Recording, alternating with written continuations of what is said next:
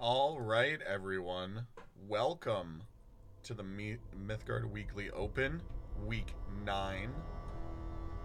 I am one of your hosts, Brasiah, and I'm going to be turning it over to our casting team for the rest of this week.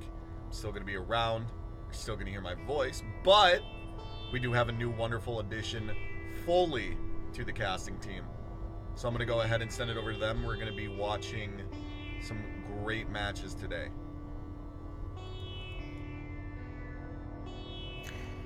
And thank you. It is exciting to be back to get to cast yet again in this week. And with me new on the cast today is Mantid Man. Would you like to say hello, Mantid Man? Like to is not how I would necessarily put that. Excited to? Absolutely. So it is fantastic to be not just behind the scenes this week with the Mythgard Weekly Open, but in front of all of your ears and eyes today, the millions of fans around the world. I hope you're ready for some excitement because we have some really, really talented players, some very well-tuned decks, and a little bit of new blood this week. So I'm very pumped. Speaking of new blood, we do see some of that new blood in the matchup we have coming up with Soulico facing Swellzong, who is yet again playing live on twitch.tv/Swellzong. So if you would like to stop in and say hello, by all means do. And you can enjoy watching the game in Swellzong's point of view. Would you like to tell us a little bit about each deck? Kind of give us a look at them, Mantid? Absolutely. So we will start with Swellzong, since that is where you left off. Swellzong playing a fantastic combination, something we've seen multiple takes on over the course of the last couple of Mythgard Weekly Opens. Mesa Viatiku still showing up, I think probably one of Swellzong's favorite cards, but then coming in and getting hands on a lot more of this blue mix. We have one of my favorite cards in his deck, Lore Broker, which is a very utilitarian card as well. Who can forget Bragi Runesinger, Junkyard Valhalla, and a card that didn't see a lot of play early on that sees more and more every week. Kara Morning Wives is fantastic. We have some support as well in that yellow color alongside that Maze of Iatiku. Of course, Sapo, one of the best lockdown cards, essentially able to take care of the field, keep you protected, let you build back up, or even deliver killing blows. Serpent Den, which will keep the snakes flowing. Mezzo Libre, which always is fun to watch, and then Sacrificial Altar, which takes a little bit of care to use correctly, but augmented well by that white Kadeho.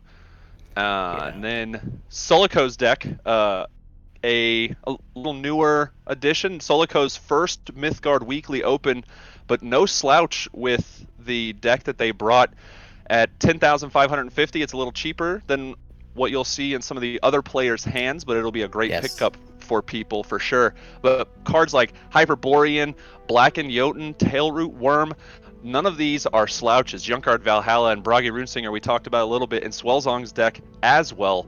And then in the red suite, cards like Daring Trapezist, which I have seen do so many fantastic things for being essentially such a small body, and Magmator, which will clear out some lanes and allow Soulico to smash in some of that damage. This is a very quick deck, very efficient, and all you have to do is be able to hit your first couple of turns, and Soulico could give a lot of these decks that are 2 and 3 times the cost some significant runs for their money. I'm very excited to see how they do and how this matchup plays out. Same, and as we get them into game, the thing that stands out to me about Soulico's list is, as you mentioned, it's got that ability to play quick, but at the same time, you see a lot on this blue top end. So Soulico looks to be closing games out fast, but should that not happen, the fallback plan of playing these big bodies in the top end would be a lot of fun to watch. Yeah, I want to see 2 things from Soulico this week, especially with it being their first introduction into the Mythgard Weekly Open. I want to see a game that is finished so quick that their opponent just is in shock, and then I want to see somebody try and stall Soulico out, think that they have this thing in the bag, and then watch these the Magmatar and the Volcanic Risi come down and just that curveball, like left-right hook combination afterwards is something that I really, really want to see happen. Yeah, same. And it looks like they have gone into games, so we'll get you into that in just a moment.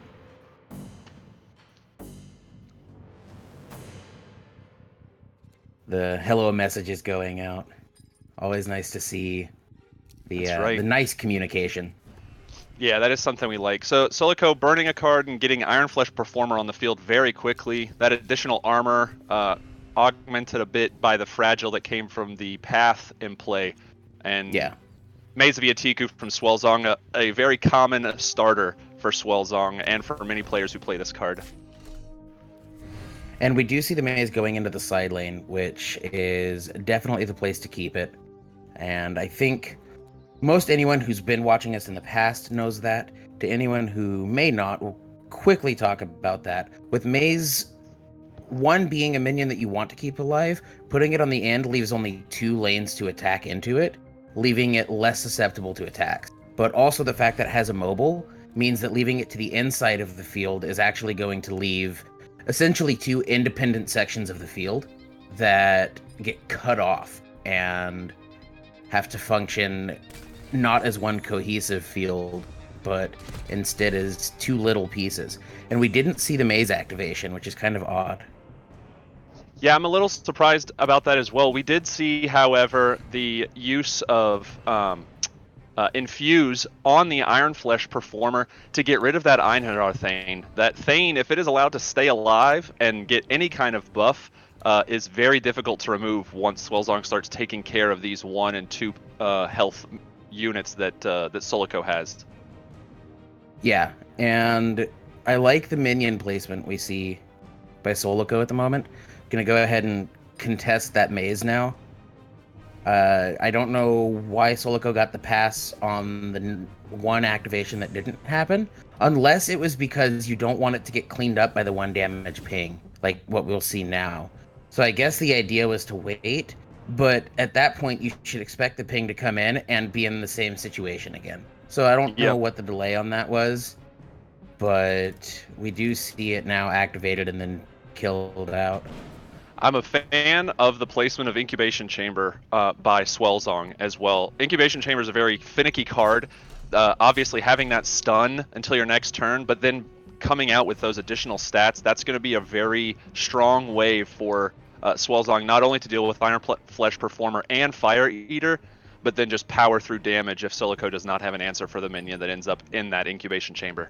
Yeah, and that's the thing, is opposing it like this, Oh, the best you can do now is like infuse it to put damage on. Oh, I lied. So Kara comes down, catches a Rune of Denial. I am excited to see that seeing play, and that's not the only time we'll be seeing it today, I have a feeling. It is, if I'm not mistaken, one of the most played uncommons this week, which we'll be talking about following these matchups. Yeah, so Rune of Denial, a 4-cost control spell, obviously. It does 2 very strong things, especially in this matchup that we just saw, and a field wipe, obviously. But not only removing that enchantment, but suppressing Kara is phenomenal. And the fact that it's and/or without having to pay any additional cost to get both effects is spectacular if used correctly. You have to wait for that opportunity, and Soulico found it very quickly. Yes. And the Wings of Abaddon, I like. This is a minion I love. Absolutely love. So I want to talk a little bit. We talked about Swellzong's placement of that Maze of Yatiku and utilizing the board to their advantage. Soulico as well, bouncing back and forth from left to right. Swellzong has to react to everything that Soulico does, and so far Soulico's had an answer for every reaction that Swellzong has put in front of him. So the Wings of Abaddon. Yeah. We'll see. Matched up against the Harvester. This. So you can make the double attack to get past it.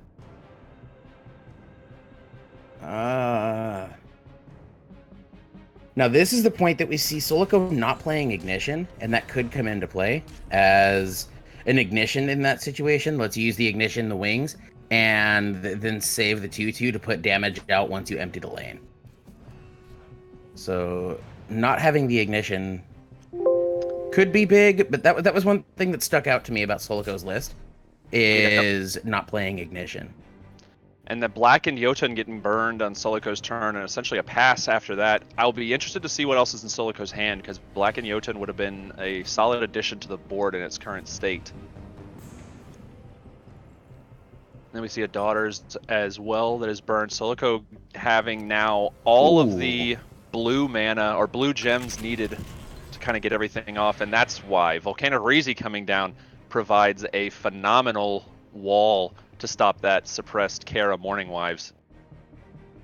Now, I think if I was Soulico, I would have put that in the lane next to the place it went, so that you could have it between the two. Okay, we'll see the movement anyway. I was going to say, you want it between so you can get the blast off, because it deals damage to those adjacent lanes, and putting it down on the enchanted lane to get the blast would have been ideal, in my opinion.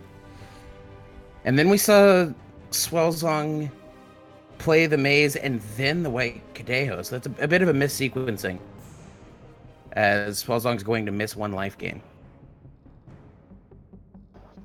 And Swellzong, even with that potential sequencing error, a very full field Magmatar coming down, though, to take care of half of the problem. And the White Kadeho is only at 1 toughness, 1 hit point right now. And something to note for some of our newer viewers, I know we're going to have a couple over the course of today's tournament. Hit points in this game do not reset. You have to find a way to heal them. You have to find a way to buff them back up. But when you lose, when your friends, when your cards lose those hit points, they do not come back on their own. You have to make it happen. Oh, wow. And speaking of losing hit points, that's a lot of blight. It's just going to wipe this field. Yep, one of my favorite mechanics in this game that we hopefully will see more of as purple starts to make its way into our hearts and minds through these the spoilers that have been revealed this week and over the course of the coming days and weeks. More blight is always better, in my opinion. Yeah, blight's a cool mechanic. I'm a big fan. Oh, and we do see the second one now. Wow. But Swellzong's deck has hit the point Swellzong's deck likes to be at. Soulico is depleted, and Swellzong's still sitting on a decent enough hand size. Oh, wow. That is substantial. That White Kadeho is going to be very difficult to get rid of if that +3/+3 connects. Oh, but we see the wheel. That is fantastic. And like, the wheel helps, but at the same time, the Kadeho is just going to kill this out anyway. Yeah, we have kind of switched roles in this game right now. Swellzong playing mind games, showing a little bit more of that veteran status, has gone from the reactive to the proactive, and now Soulico in that top deck mode has to find a way out of this, and part of that comes from the ever-present heart of the cards. I don't think Soulico's list has too many good ways to deal with this. Like, this Living Mountain is just going to put in enough damage that I think it's going to flat out win this matchup at this point. Yep, Soulico's list does not have a good way to deal with Living Mountain. I would agree. In a tough position, the Impel allowing Kadeho to move a little bit further, and the next pull the lethal. Yeah.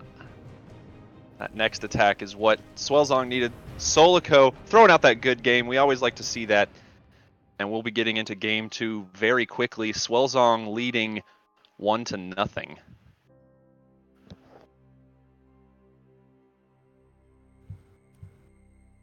So we did see, I think, everything that we kind of expected to see. Not necessarily the outcome, but Soulico came out swinging hard in those first couple of turns.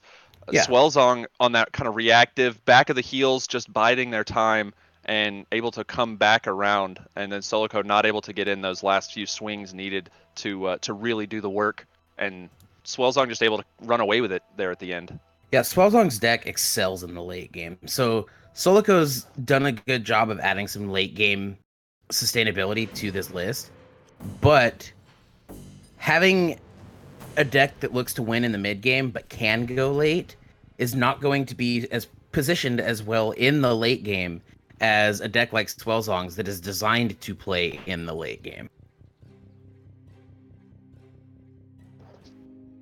Yep, and see now kind of the same, almost the exact same couple of plays here to start out. The Maze of Tiku from Swellzong, which is going to start rising in strength, and then that fire, that Fire Eater from Soulico, quick on the field, essentially protected by whatever gets played next to it.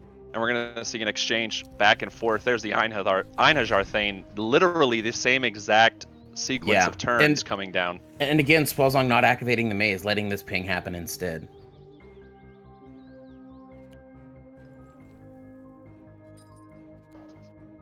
So we see just about identical openings by both at this point. Yeah, but no second minion to protect the Fire Eater this time. It does have an additional turn unless there is a power up of some kind from Swellzong, and I don't think there's any in the deck that can be played right now. No, not to my knowledge. This should be, unless we get the stun. We could, I was gonna say unless we see a stun. So we saw a Mezzolibre burned and a Mezzolibre played. Swellzong could not ask for more because that he's a very utilitarian card, also a wrestler. You can't go wrong there. But being able to burn one and then play one, knowing that you'll be able to get that next one later when it is potentially more impactful, is big hype, as one of our former hosts may have said. He's listening right now. Frecky Huntress coming down, that Alpha Strike, a very strong power that we don't see on a ton of cards, but the ability to deal damage before anything else hits back is always good. Well, yeah, and putting it opposite this maze, it's not the hit back so much as it is the easy exchange. Absolutely. And Swellzong needs to find a way to deal with this, because if you let that flip, it's going to be an issue. That'll deal with it. That is a way to deal with it and many other things. So Swellzong finding their way into control of this game much earlier. Soulico, without being able to see their hand, because we know just as much information as both players do.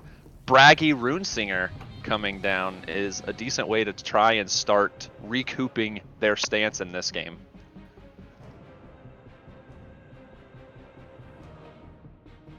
Somewhat, but you've got to contest this 5 damage on the left side. That'll contest some of it. Yeah, it wasn't... You don't want to leave that unopposed, because you've got 26 life, but 5 now, and then also being on the defensive to the next 5 coming in would be a pain to deal with. Yeah, absolutely. You just want to stem that. You want to stem that bleeding. I wasn't necessarily worried. I was waiting for the play to come through. But a lot of lower cost minions in Soulico's deck. But he's going to have to do it again, and potentially a lot more. This Serpent's Den, coupled up with the Impel, is going to be very difficult to deal with unless we get some stuff on the field. But as we saw in Game 1, Soulico not lacking in ways to get an enchantment off the field. Yeah, absolutely. Those denials, very strong. But not coming out this time. Oh, but a 7/7 does, I suppose. Yeah, Tailroot Worm has to be answered now by Swellzong pretty quickly. We'll be able to drop a couple of blockers in front of it by some fancy use of Impel, possibly moving over the Einhajar. Well, the issue, though, is you can't move those in a way that doesn't leave the Thane sitting on the enchantment. Yeah. So, you would need 2 Impels, and since you can only activate that once, that's not going to be the case. Yeah, it'll be tough. It may be a sacrifice that has to be made. I don't know. It'll be interesting to see what choice Swellzong makes here. Going through some cards, you can see the highlights in the video blighting here. Blighting it and then attacking. Yeah, this puts it down to a 1/1. I like this. Will we see the attack? Yes. Yeah, this is gonna finish it off. This was good. Not choosing to finish it off. Gonna leave the attack option to Soulico. And I think this is Swellzong knowing a little bit about Soulico's deck. Probably has it open on another screen. Knows that Soulico does not really have a way to deal with the Blight, going to force him to make force them to make decisions here. It will be interesting to see the choices that are made. The Junkyard Valhalla coming down under Broggy Rune Singer. I wonder if Broggy rides a motorcycle. Most likely. What Viking doesn't, right?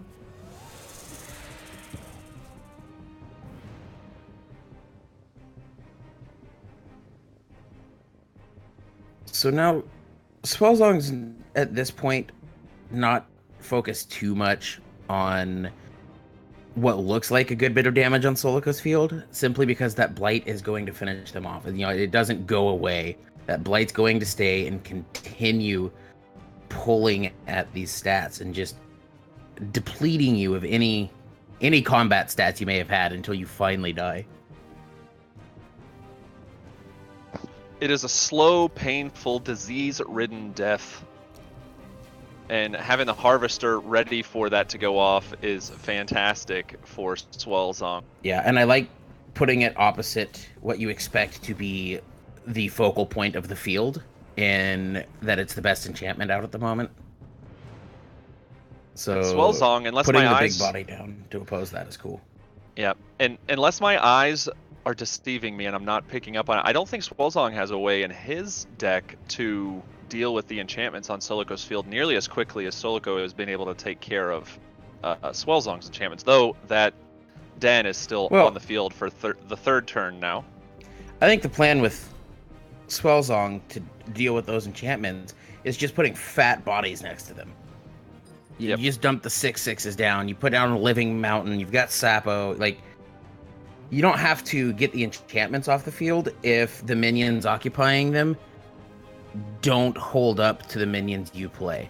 And in this late game, Swellzong has the best minions.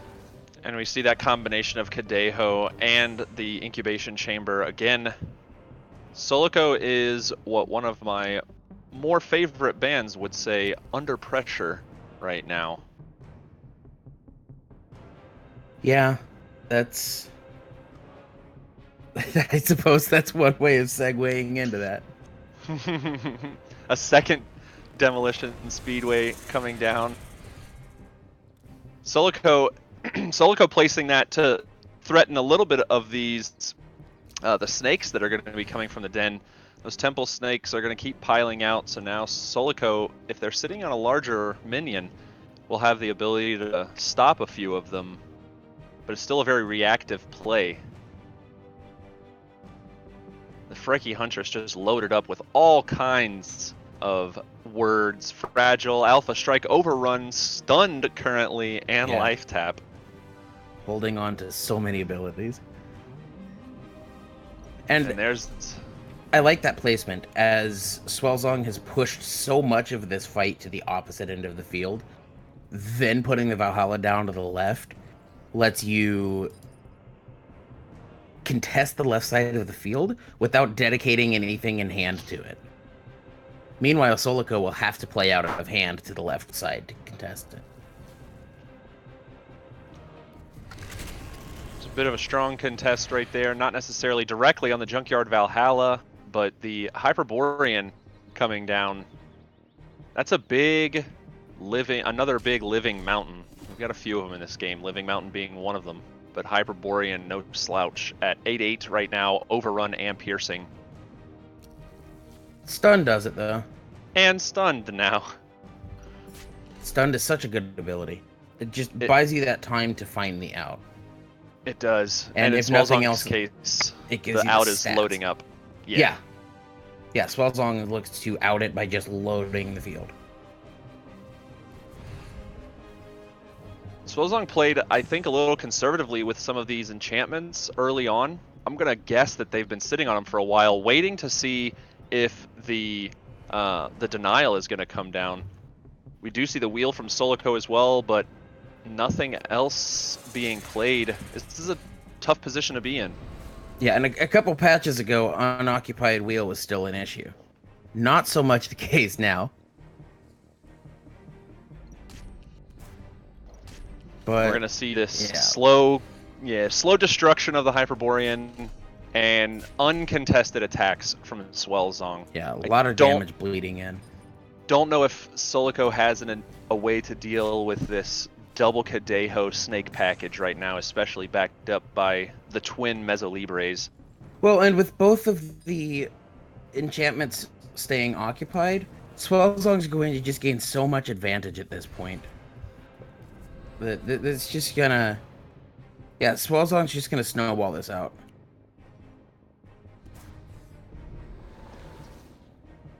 And the Rune of Denial from Swellzong. We'll see a suite of attacks and then a finish here. 2-0 in Swellzong's favor. Soulico putting up a great fight, especially considering how new to the game. Obviously, their first introduction to the Mythgard Weekly Open. Yeah, learning a lot from this encounter with one of the veterans. I think Soulico played that about as well as they could have. That was just a case of Swellzong's deck having the inevitability in the late game, and then getting the stuns to get to that point. Yeah, delay until you're in a position that you want to be in. And do we have anyone else still playing? Argos and DecadentHamster are still in their game.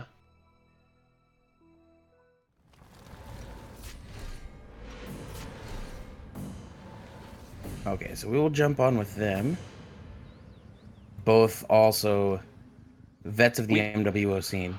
We have walked into a very dry, arid wasteland. Oh, my goodness. I absolutely love when you get all of these out, by the way. Yeah, hats off to the UI, UX, and design team at Rhino. The combination in these deserts showing the entire landscape of Parsa in the distance. Big fan of that. DecadentHamster in a tight spot right now. That Volkov Heavy definitely going to be doing some work, but I am sure very worried about that Duskwing Angel and the placement of Magnus Thorson to deal a bunch of damage.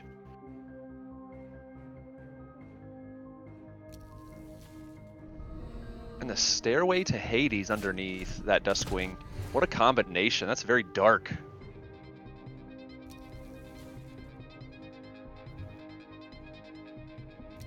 We will see if we can get an updated game count on this match. Let's pull up the battle file.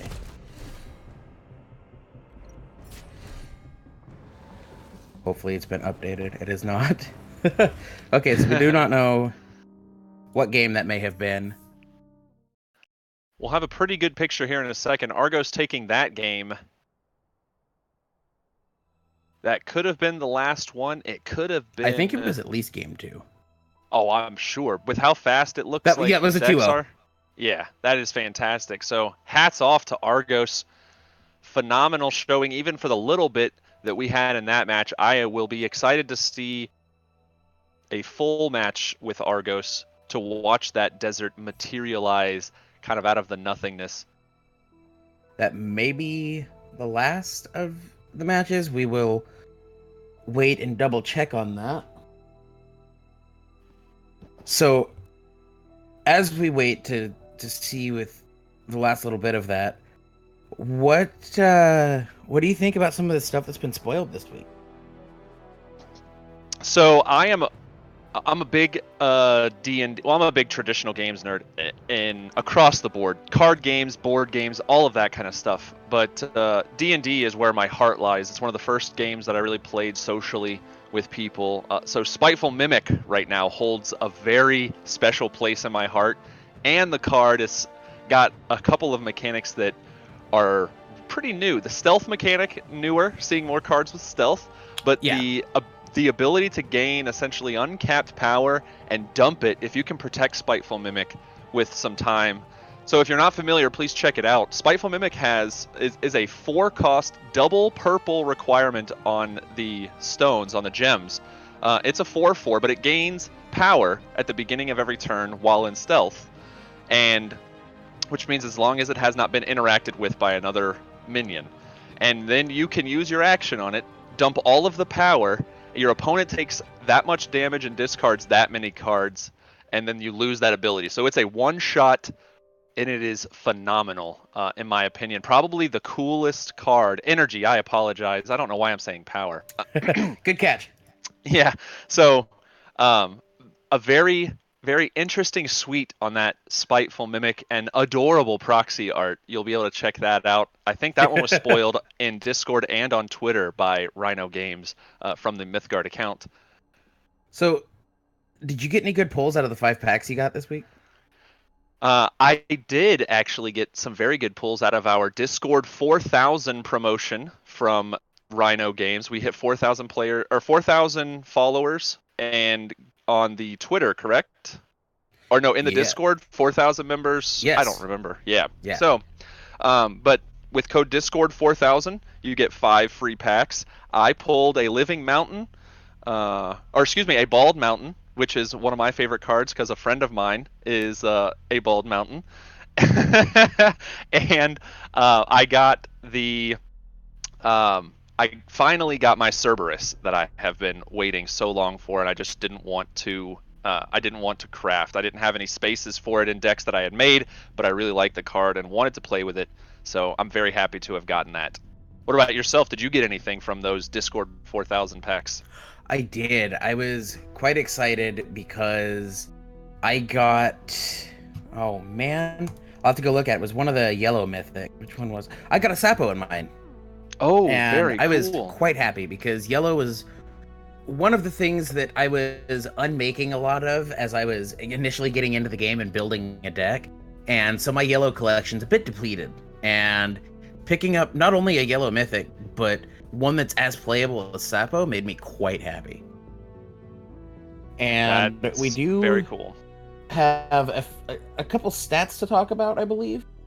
Yeah, it looks like it. We see these commons and uncommons.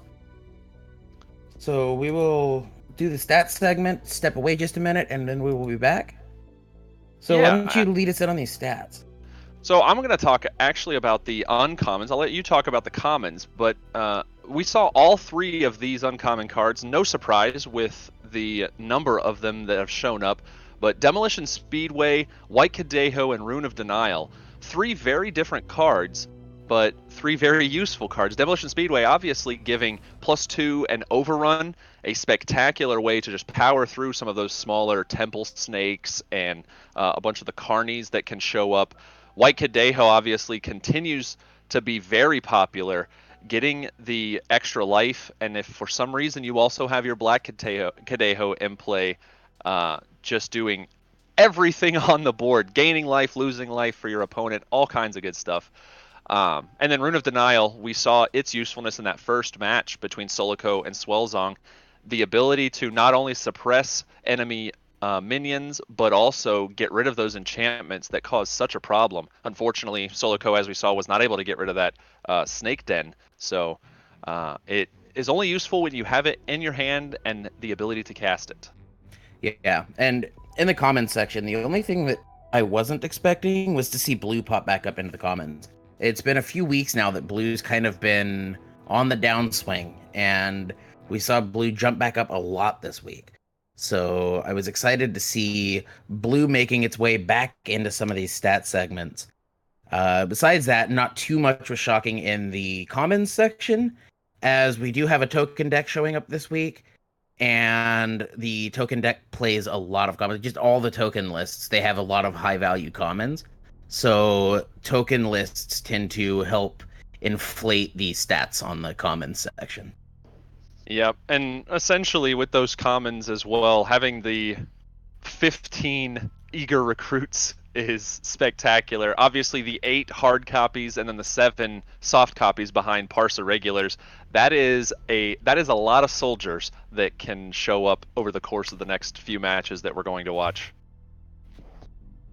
Speaking of which, we'll be stepping away. It'll just be a couple minutes and we will be back.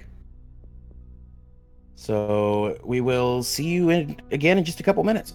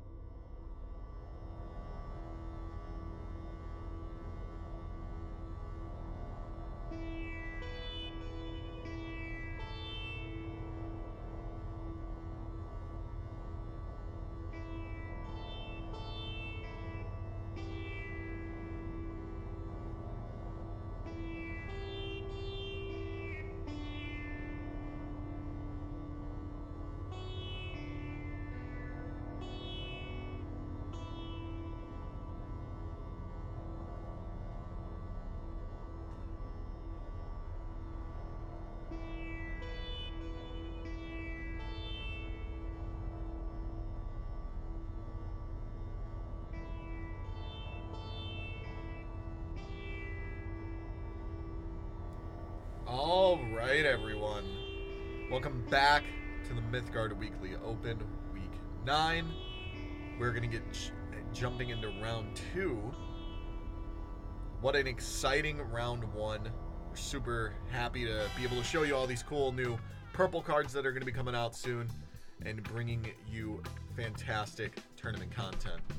So I'm going to turn it back over to the casting team, jump back behind the scenes, and get everything going. Thank you, and welcome back. What fantastic music that was in that downtime, wasn't it? That was actually made by someone in the community, Hat VGM, who has been so kind as to let us use that music. So hatvgm.com, definitely go and check that out. They've got a ton of good music posted. Yeah, I'm not 100% sure on the usage rules, but I have no problem exposing myself to possible litigation. But Hat VGM's theme is one of my alarms for meetings that I am more excited about at the office. So the lunch meetings normally, but that funky fresh tune definitely gets me in a good mood every time I hear it. So hats off, absolutely, to Hat. Yeah, I love it. So if we're looking here at, I'm not going to say Valthus' deck name. Well, you don't like 2v2, v2, p2, 10-2? I love it, but I'm not great at tongue twisters. It's one of the few things in this world that I don't have a grasp on after 32 years on the planet.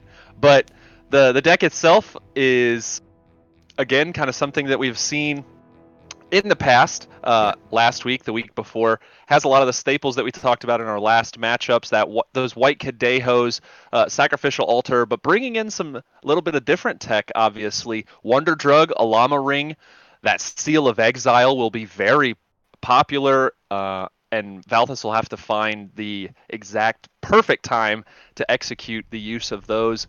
And then the Armageddon is, oh man, I Such cannot a good wait. visual effect. I know. I just can't wait for it. And then using Journey of Souls is spectacular tech to be able to recoup your smaller units just over and over and over again. Those Parsa regulars that are generating the recruits. In Argos, we see that Journey of Souls as well, but in a red-green suite instead. A more controlling package, if the name is to be believed. Magmatar, Duskwing Angel, both fantastic cards that put a lot of threat out very early, controlling what they need to.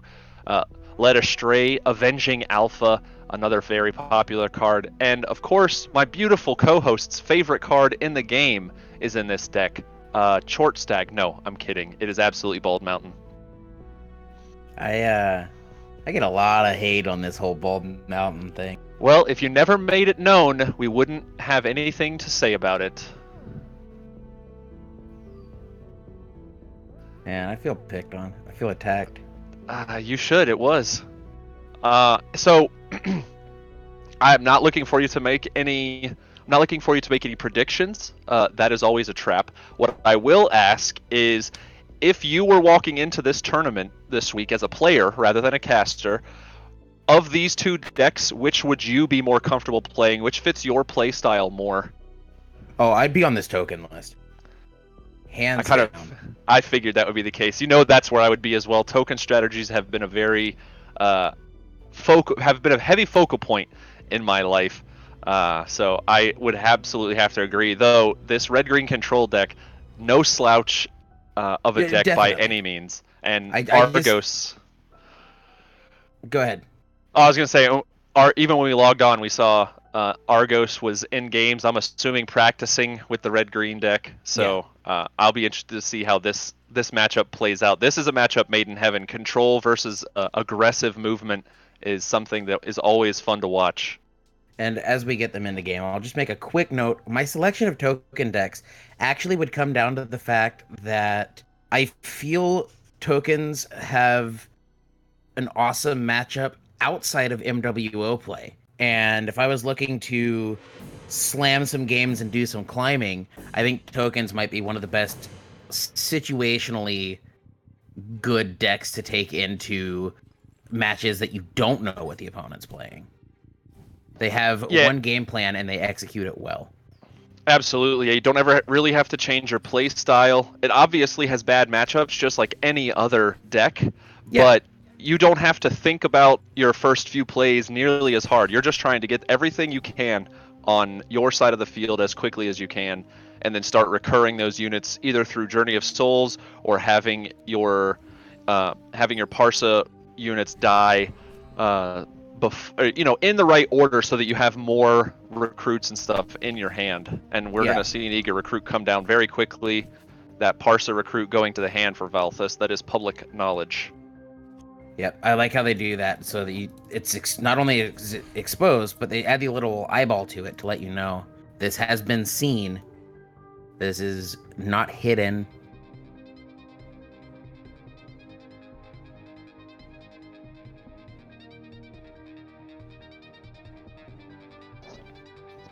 So, man, what?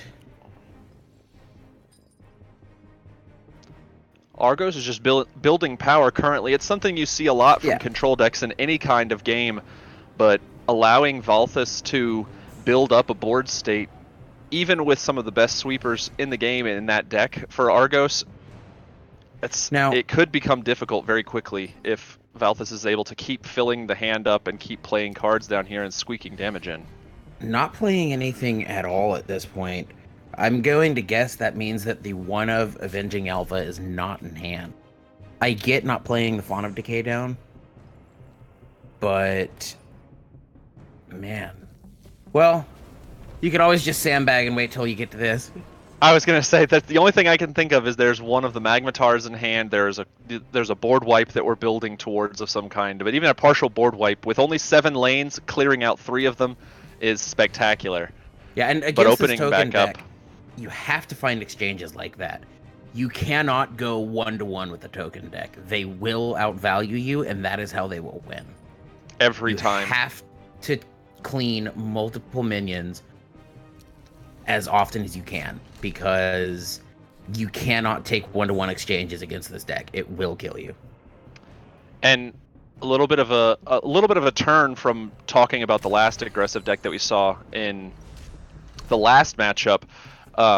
Argos is able to be a little bit slower and use that hit point total, the life total, as an actual resource. You have to make those conscious decisions and wait until your cards are at maximum efficiency, essentially. Yeah. So taking that 5-6 points of damage is almost necessary, especially in this matchup, to make sure that you're in the best position to capitalize on your stronger control. Well, and against tokens, one of the things that, as you play a lot of TCGs and CCGs and dig into them mechanically, one of the things with life total is that it has checkpoints, gates, if you will. And basically it means that not all life total gaps mean the same. A good example of that is the gap between 7 and 8 life is just 1 point. The gap between 5 and 6 life is just 1 point. But if I'm on 7 to 8, it doesn't mean as much as if I go 5 to 6, because that means Cataclysm won't kill me. I knew that's exactly where you were going. I was like, he's setting up for a Cataclysm talk, and it's very relevant. Against this token deck, you can take those hits because tokens don't have set gates. They don't have spells to deal X damage. You don't have gates. You have to, you don't have to say, well, I can't stop on 2. You have to stay above 2 so I don't get ignitioned in the face. You don't have those gates against a token deck. That doesn't mean they don't put out damage. Tokens put out a lot of damage, but it's not set values, so you don't get to plan ahead. So you can kind of have that cushion of taking the hits, as you don't have to keep those checkpoints in mind. Yep, absolutely. And something to note here, so we're looking at Valthus's hand right now, essentially the entire hand. A lot of information has been has been given, but there's a card in play that makes that two cards in play that make that information actually terrifying for Argos. The combination of that Spear of Destiny giving everything the Zealot tag and then focused 1, and also a Llama Ring. All Argos knows at this point is there's a lot of pain coming very quickly unless there are answers that come out. Yeah, and On one hand, getting to know most of Valthus' hand is useful in knowing what to defend against, but at the same time, on the flip side of that, when you know that it's just an onslaught of bodies, it's like, man, this is gonna be painful. Yeah, it is a scary sight to behold. Argos doing a fantastic job of getting the cards needed kind of at the right time.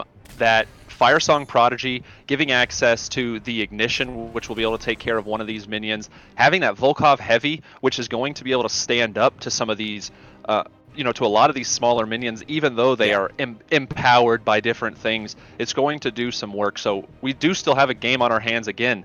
That gap between 19 and 31 seems large, but there's a heavy swing that can come into play with the way Argos's deck works. Now, one thing to note about this Ignition, I think this is so cool. It doesn't come up often, but with no actual copies of Ignition in this list, this Ignition is actually like twice as valuable as an Ignition in the deck list would have been, because this Ignition came off of something else. It came off of that Awaken ability. This Ignition didn't cost you a top deck. It's not costing you tempo.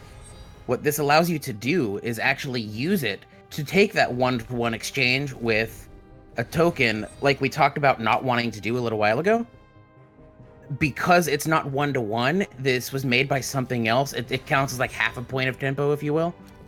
And it's one of the few ways to punch up against a token list is with these Ignitions that you get back off, that you make off of Awaken abilities. Mm-hmm. Because if you top deck an Ignition and have to play it, it's cost you that top deck. But by just making the Ignition and then using it, you actually do get to take the one-to-one exchange and come out ahead of the token list. And absolutely. That's kind of cool to see it come up, that we don't see Ignitions in this list. And I like that if the thought behind it was, I expect to see at least one token deck. Tokens have been a common pick in the MWO. And if you go into the event expecting tokens, choosing not to play those Ignitions, and instead play something else in its place that can get you those advantageous exchanges, I like it a lot. Yeah, I fully agree. And one play that we didn't get to talk about, but it segues nicely into what Valthus is doing. We talked about the actuality that there's no real direct damage that Valthus can deal to larger minions. The use of cards like Dark Passenger and things like that give units deadly, and the combination of deadly and then demise, draw a card on Dark Passenger, taking out that Volkov Heavy for essentially nothing, and getting a card back in return, that is extreme value right there. Yeah, and again, that just continues to play in the focal point of this token list, is coming out in positive exchanges. That demise, keeping you in tempo with the opponent. You don't fall behind. And that tends to be how these decks win, is you go wide and you don't fall behind. Now, one of my favorite cards that we don't see nearly as much of recently as we have in the past, Raid the Tombs, doing some serious work, banishing those bottom two cards of your Boneyard in order to draw cards to get to that value, to get to things like Duskwing Angel. That is spectacular as well. That second gem definitely cut down on its level of play, but I like that change, because until that happened, mathematically, any deck that was playing to the late game could have and should have been playing a set of them, even if it was like mono blue, just because the math was advantageous to open one, get the gem out of it, and then have it available late game. Yep. There's some very interesting is not the right word. There's some very intelligent tech in these cards, the way they have been designed. They capitalize on that advantage that we've talked about, restacking your hand, but at the same time, the cost is getting to that prohibitive balance line that you actually have to think about it. You didn't have to think about playing the Tombs before. You just did it, like you said. But now with that one additional gem added on, you really have to decide when it's going to be appropriate and if it still fits in your deck. Yeah, and I like that the second gem gives you the ability to still splash it in decks that will be splashing something else as well, but it doesn't make it solo playable by itself. and that's good. And we do have game 2 going now. The hello's coming out. That's right. I have to give a lot of credit to Argos and Valthus, and it's kind of a lateral compliment to Rhino as well for the development. These card backs matching up with their decks and the play styles even very well. That very detailed green, kind of overgrown view on Argos's card backs to go with that control feel. Valthus has a very aggressive, fiery orange card back to go with this Parsa Zealot feel in the desert. It's even very thematic. The embellishments on Valthus' sleeves with those lines that kind of point to the opponent, go this way, attack this way. You get that stab at the opponent kind of feel that this token deck plays anyway. Yep, absolutely. It's just a constant reminder to Valthus that face is indeed the place. That's how this deck wins. A little more aggressive start for Argos as well, getting that Firesong Prodigy out early, coupling it up with the Dashing Ringmaster.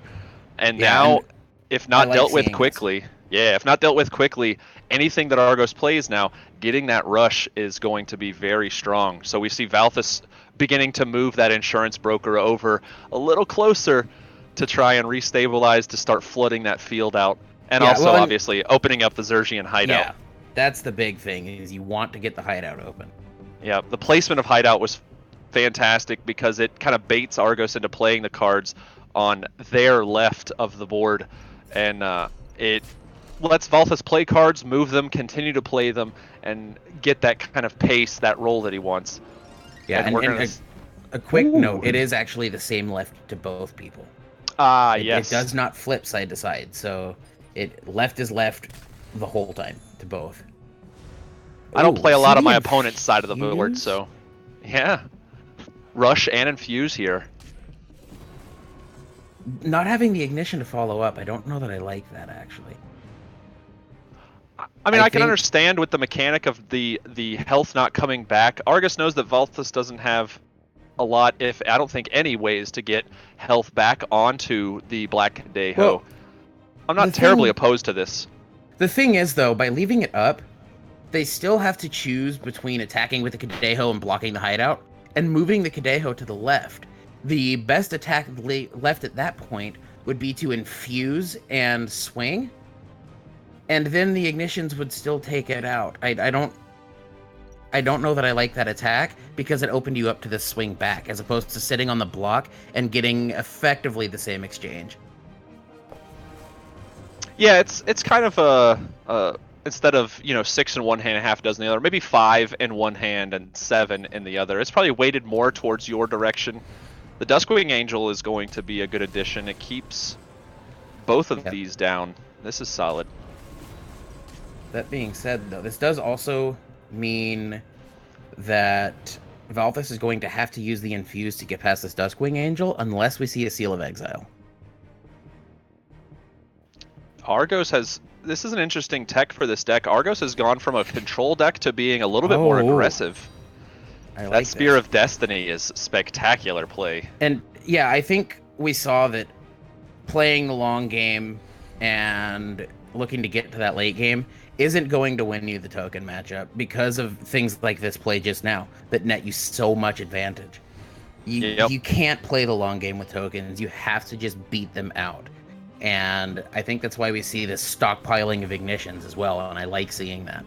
I was going to say, there's an attempted mind game on both sides here. Valthus knows that there's 2 ignitions in hand. Even if they weren't shown, he has the information from the prodigies, and just saying, hey, I'm going to play these units. You can ignition them if you want. If you don't, you're going to take damage. It's time to make a decision. And Argos is going to go with that ignition, which is obviously the right choice here. That minion placement was fantastic by Valthus as well. That's actually an opening I'm fond of myself, those 2 lanes that we just saw occupied, because they block 6 of the 7 lanes by just placing 2 minions. The only lane that was open to attack was the one that was occupied. So I like the minion placement that we've seen out of Valthus. Yeah, it's a very there's a lot of nuance to these games with lanes, especially with how well Mythgard's lane system is. There's not too many lanes to keep up with. It's just enough to be a tactical decision every time, or strategic if you're the one setting the pace.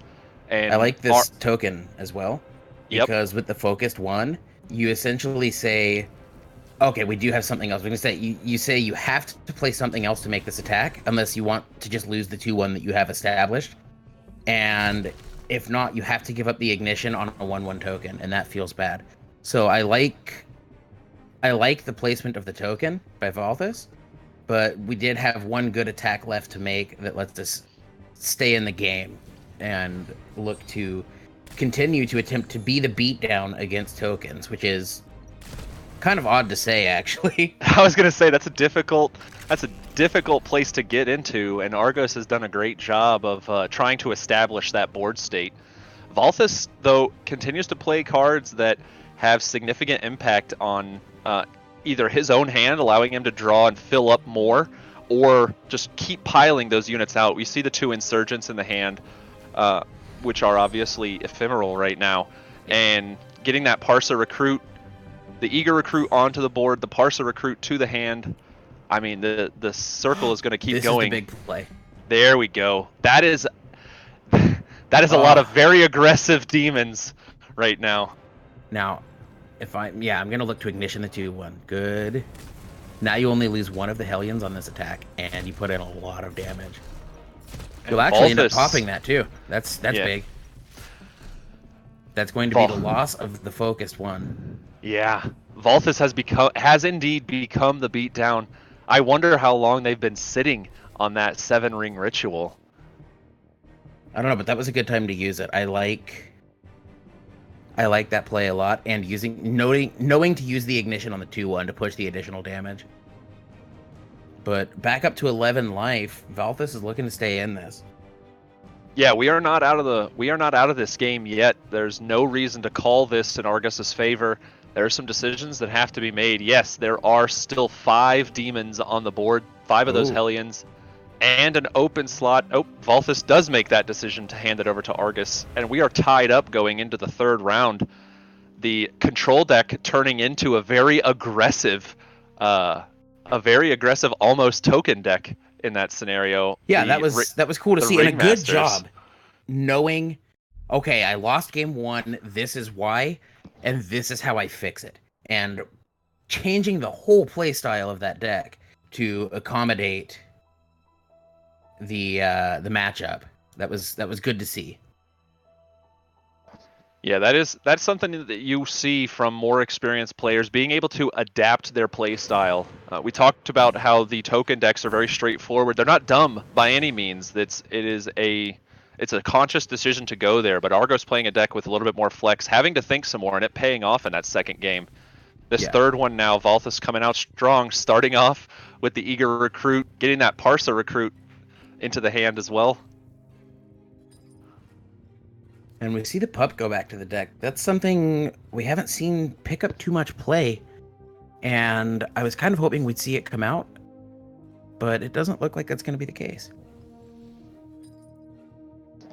Odd to see that choice. We just saw in game 2 choosing to play minions out quick and be the one putting the foot to the gas pedal, if you will, and then shuffling back a 1-cost minion instead of playing it on 1. And there's that early Firesong Prodigy to start threatening those ignitions. Valthus has these units these minions on the board, and Argos is going to threaten the ignition for a little while now. Parsa regulars, we did see 1 Parsa regulars burned. This 2nd one has come into the hand, onto the field, and now Argos gets a chance to answer this play. Right now 4 damage being threatened currently, and even if 4 cards are only in Valthus' hand, a strong assumption would be that there is a lot more minion time to come from that.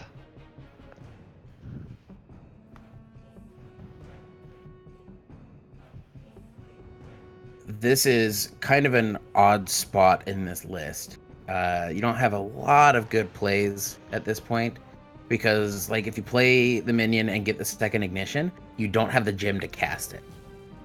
So you end up being mana inefficient, and that is the one weak point I see in this deck. Is it is a bit inefficient on mana, and we do see that come up sometimes. So one Alama Ring burned, one Alama Ring played, and Valthus with a substantially sized regular on the field now. That 4/4. Yeah, it's a and with beefy one. With the demise, that'll bring another unit or another minion into play at Valthus's discretion. Ooh, but the shuffle back keeps that like. demise from going off. Fantastic use right there. And that's about the only good minion to use it against in this list. So I do like seeing it come out now. Just get it off the field. This is one that you don't want to give back. You definitely want to just kill. Yeah, always. Parry at the gates, one of the most beautiful art in this list. Very, very fluid, very heavenly with that angelic harpy on the card. I thought it was an angel for the longest time, actually, just based on the colors and everything, but actually a harpy, if anybody pays attention to the lore and the types on these minions.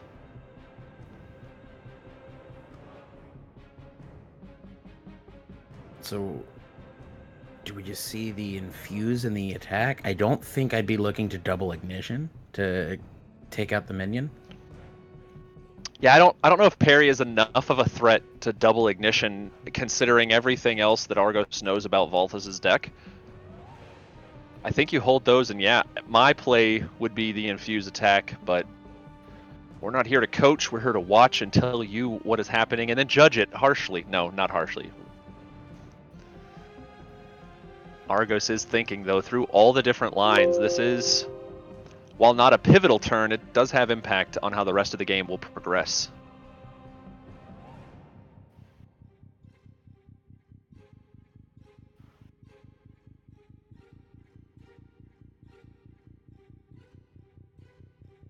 And I hate dead air. While we're looking at this and waiting for the decision to be made, of the two other cards that were spoiled, Thriving Shade and Lort, which one do you like better? You can't pick Spiteful Mimic because I'm not putting it on the table. That's my card. I don't know yet. I haven't had time to evaluate them enough to have a solid opinion on it. I don't want to. You don't want to say sell them something short now and then have it come back to bite me. So I'm gonna wait until we have some additional context. That's fair. I will say, so we saw the Raid the Tombs, a tough decision for Argos, more understandably why there was such a long pause, having to decide, going through the Boneyard to make that decision. Yeah. When it comes to Lort, by the way, you know how much I love lore in games, and the way especially Mythgard relates to our lore in this world. You know, obviously a lot of the cards are based on mythic figures from different religions and pantheons around the world. Lort, I did not know. I couldn't figure it out. I had to look it up. It's just troll backwards because I can't pay attention. So I'm a big fan of that one. Threw me for a loop when I saw it, and I was racking my brain trying to figure out why I didn't know it. I pride myself on knowing these stories and had no idea. So we've got an empty field now, and one of the creepiest card arts in the game in Born Again coming down. That little girl from Dawn of the Dead with her teddy bear. She's coming back for Mom and Dad, but it's not to give hugs. It is something else, much more sinister. Whew, that is a big white Cadejo.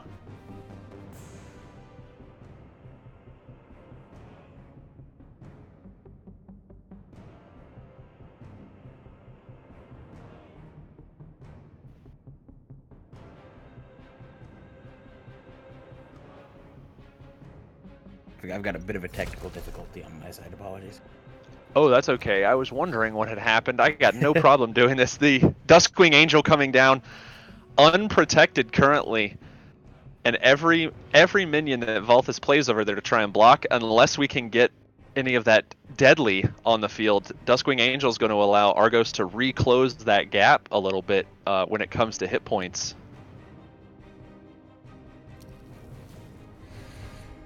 And being able to dodge around anything that Argos doesn't want to attack.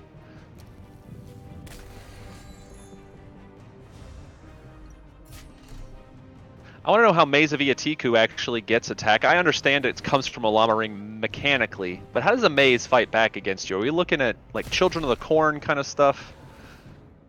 Well, it's always a question I haven't played I ask much Pokemon, myself. but I know that using fusion's a thing. I can only assume that's how a Maze would defend itself. There you go. We may have a slight issue. I believe the spell that was just played is not on the deck list that was signed up. Oh no. Double check that. We're checking Sea Fire right now? Yes, it was not. I don't know if maybe a deck that wasn't meant to be loaded was loaded. We'll have to find out what's going on with that. This is not an issue we've had in the past. Yep, it was an issue that was bound to turn up. Just a minute while we look into this.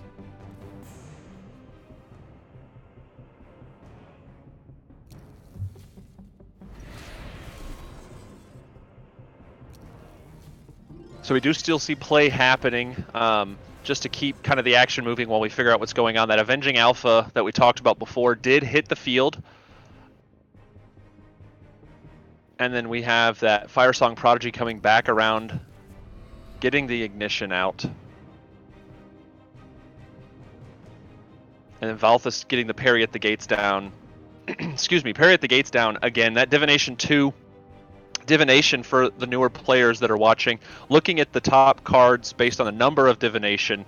Picking one to put back on top and shuffling the rest into your deck below it. Always a strong thing. Allowing you to filter through, get the cards that you want to have. And then the Insurance Broker, once built up, allows you to draw those cards as well. Especially since Valthus has no problem throwing these minions into the fight, sacrificing them for blocks or to get damage in. That'll power up the Insurance Broker if it does not get contested pretty quickly. Avenging Alpha is another card that has some... there's so many good art cards in this game. Avenging Alpha is a fantastic card in general. You know, if it's created with two or more strength and health, if one of your minions died during your opponent's last turn. So being able to build that up and then become a powerhouse that is going to be relatively difficult unless we see that deadly come out from Valthus. Firesong Prodigy taking care of parry, still staying on the board, and then the Extract Life on the Insurance Broker to keep Valthus from restabilizing the hand. You see the White Kadeho come back as well as an additional card draw. But that Avenging Alpha is going to prove to be difficult to deal with. Model of Duality has a very common effect that we see in TCGs. Yes, it does. Being able, kind of rewarding you for playing very aggressively. If you can create that second minion every turn, drawing the extra card lets you fill your hand back up. It's that advantage that you spoke about so much in the previous game between these two. It is definitely a value engine. So, to give a quick update as to what's going on, it does look like we have a list being played that does not match what was submitted. It does not seem to be intentional. So, although we will stay to finish watching and casting this game, because as the game's going on, messages don't get checked as often. We will have to issue the game loss in this game because the deck was not matching what was supposed to be played, which is going to swing this to a 2-1 to Valthus. It's a if it tough looked like position it to was be something in. done intentionally, we would be looking into that, and that does not look to be the case. It seems to be a genuine, honest mistake. So we will be issuing the game loss simply because we can't allow the faulty list to cause a win that shouldn't have happened. And while that technically is kind of what's happening with issuing the game loss, the game loss will go to who is at fault. And so it's definitely not what we want to be doing. It happens, and it does not look to be intentional. But to give you an update, although we will be seeing this play out simply because messages haven't been getting checked while the game's going on, which I get, I wouldn't be looking at my messages while playing. This is going to go down in Battlefy as a 2-1 to Valthus. Yeah, and we will double check that the list that was submitted is actually what's going to be played moving on. Yeah, we're a community tournament. We don't have any direct affiliation with Rhino Games or the Mythgard team in general, but integrity is something that we look for heavily. We're not faulting Argos by any means for it. We're, again, not saying that it was intentional, but we do have to uphold the standards of a tournament, especially as the community grows and the turnout for not only players but viewership grows. The last thing you want on your plate is to have people exploiting humbleness or niceties. So even though Argos very clearly was not trying to sneak a card in, we still have to uphold the standards of the Mythgard Weekly Open and this wonderful community that we have got, and I'm sure they will understand when everything is caught back up. Yeah. But that being said, although the list doesn't match, we do still have an awesome game going on, so we still get to talk about that. We do, and Fawn of Decay, not going to see a lot of use outside of its stats being 3-3 here, because there's not a lot of enchantments that have shown up on Valthus' side of the board this game. That Avenging Alpha has stuck for plenty of turns, and it's caused a little bit of trouble for Valthus, though they seem to have recovered pretty well, putting these hands on the Fawn of Decay and utilizing that additional strength from Argus' side of the board to try and keep everything clear and threaten this high damage coming from all these other minions on Valthus' side of the board. I think Avenging Alpha is one of the coolest minions in the game, not just in its gameplay impact, but the fact that if you look at the full image, it's got like one tame guy and one vicious guy. And if it comes down on its small mode, it's the tame guy, but it actually does shift the point of view to the vicious guy if it comes down as a 6/6. And I think that's so cool. Yeah, it's got that very lycanthropic feel with the transition of the card. I agree. And it reminds me a lot of, I don't know if you have watched Love, Death, and Robots, which is an anthology series on Netflix, but it's very reminiscent of one of those episodes. There is an episode called Dog Soldiers that's all about these werewolf foot soldiers in like the Middle East. Very good feelings of Avenging Alpha and a lot of the Volkov units in that. I have not seen it, but I know that you have told me multiple times in the past to see it. So my not seeing it is not because you haven't mentioned it to me in the past. It is because I am lazy and did not do so. We see something interesting here from Valthus in a spectacular position. It's rare that you see somebody play the insurance broker and actually attack with it. Yeah. It's a dangerous play. You want to keep insurance broker alive as long as possible. Not only was it attacked with, but it's in a very vulnerable lane as well. It's usually way closer to the sides than either of those first two or last two lanes. Yeah, putting it in the middle leaves it open to a lot of potential swings, and it's typically something you camp on, kind of like you do a Maze of Iatiku. Yeah, absolutely. I like that. Temptation's a card that we didn't get to talk about a lot early on when the game was when the game was just picking up and we were just starting the MWO. Yeah.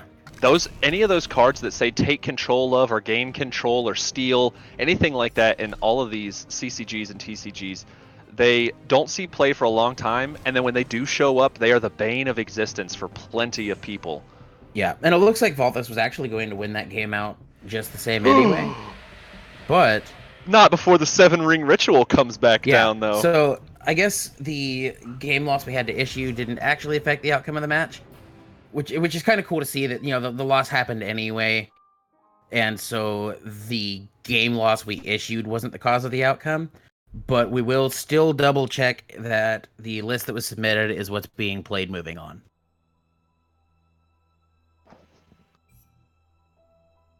And we would encourage you, the viewers, whether it's Twitch live with us today for the Mythgard Weekly Open Week 9. So whether you're viewing now or in the future on YouTube or in the VOD on the Mythgard Weekly Open Twitch channel, come and join us. Play with us. Bring your decks. Learn something, if nothing else. But we have seen some stellar plays, some great, excuse me, some fantastic augmentation to play styles. You know, we did see it in that last match. Valthus just staying heavy, Argos making that adjustment to be a little bit more aggressive as well. The only way to get better is to keep playing, and we have transitioned here to some more of these more popular cards. Learning these cards, seeing what everybody else is playing this week and in weeks prior is always good as well. It helps you learn the game a little bit faster, and seeing how these are used in some of these high level plays are fantastic. Do you want to walk us through one of these sets of cards and some of the ones that stand out to you, Noah? Yeah, I actually am a big fan of the fact that both of these sets, we see so many things. It used to be that these stat segments got kind of Redundant. Dominated. But seeing it open up now is awesome. I am a big fan of the Valhalla we see in the Mythic slot. And I do want to note that with the Mythics, the 2 slot was actually occupied by like 7 things, I think. It was too many to show all of them, so we've just picked a few. But in doing so, we have checked the balance of how many of each kind of Mythic we saw. So that is still showing you that it was mostly split. And we do keep that split in mind as we look at these. Yeah, absolutely. And the advent of toughness on these artifacts as well. We've seen some hits here and there with the use of artifacts as much. Some people a little gun shy on the ladder, a little gun shy in the Mythgard Weekly Opens at times to play these, but Olama Ring making a strong return yet again. It's just an effect that can't be ignored, and the risk is definitely outweighed by the reward that comes from having the Olama Ring. Even if it's only in play for a couple of turns, it has significant impact on the game.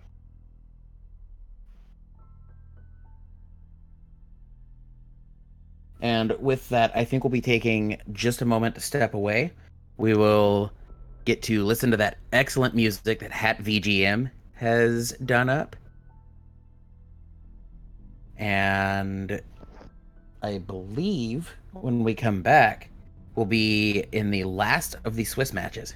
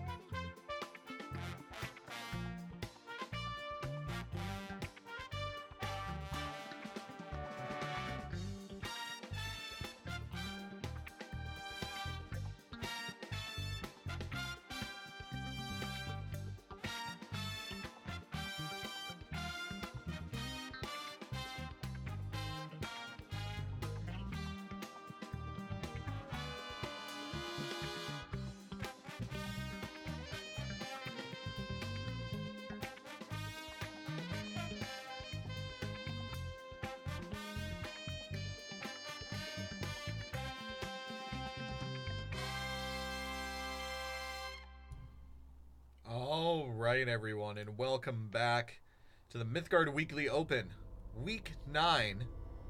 We're about to get set for the third round of the tournament before we go to finals. We've had some great matches so far, some, unique circumstances. So we're going to go ahead. I'm going to turn it back over to the casting team. Thank you so much for joining us, and I will talk to you guys again before the finals. Thank you. It's good to be back. We do have a slight change we need to make to what's being shown, as we did switch the matchup we'll be showing last second, and I did not get that info to you in time. I apologize. So we need to pull up the lists of Decadent and Tenchuu, as that will be what we watched this match. So we'll be just a moment on that. I mistakenly announced a match that we wouldn't be showing, and we got all set up and good to go, and then it changed last second. So that is my bad.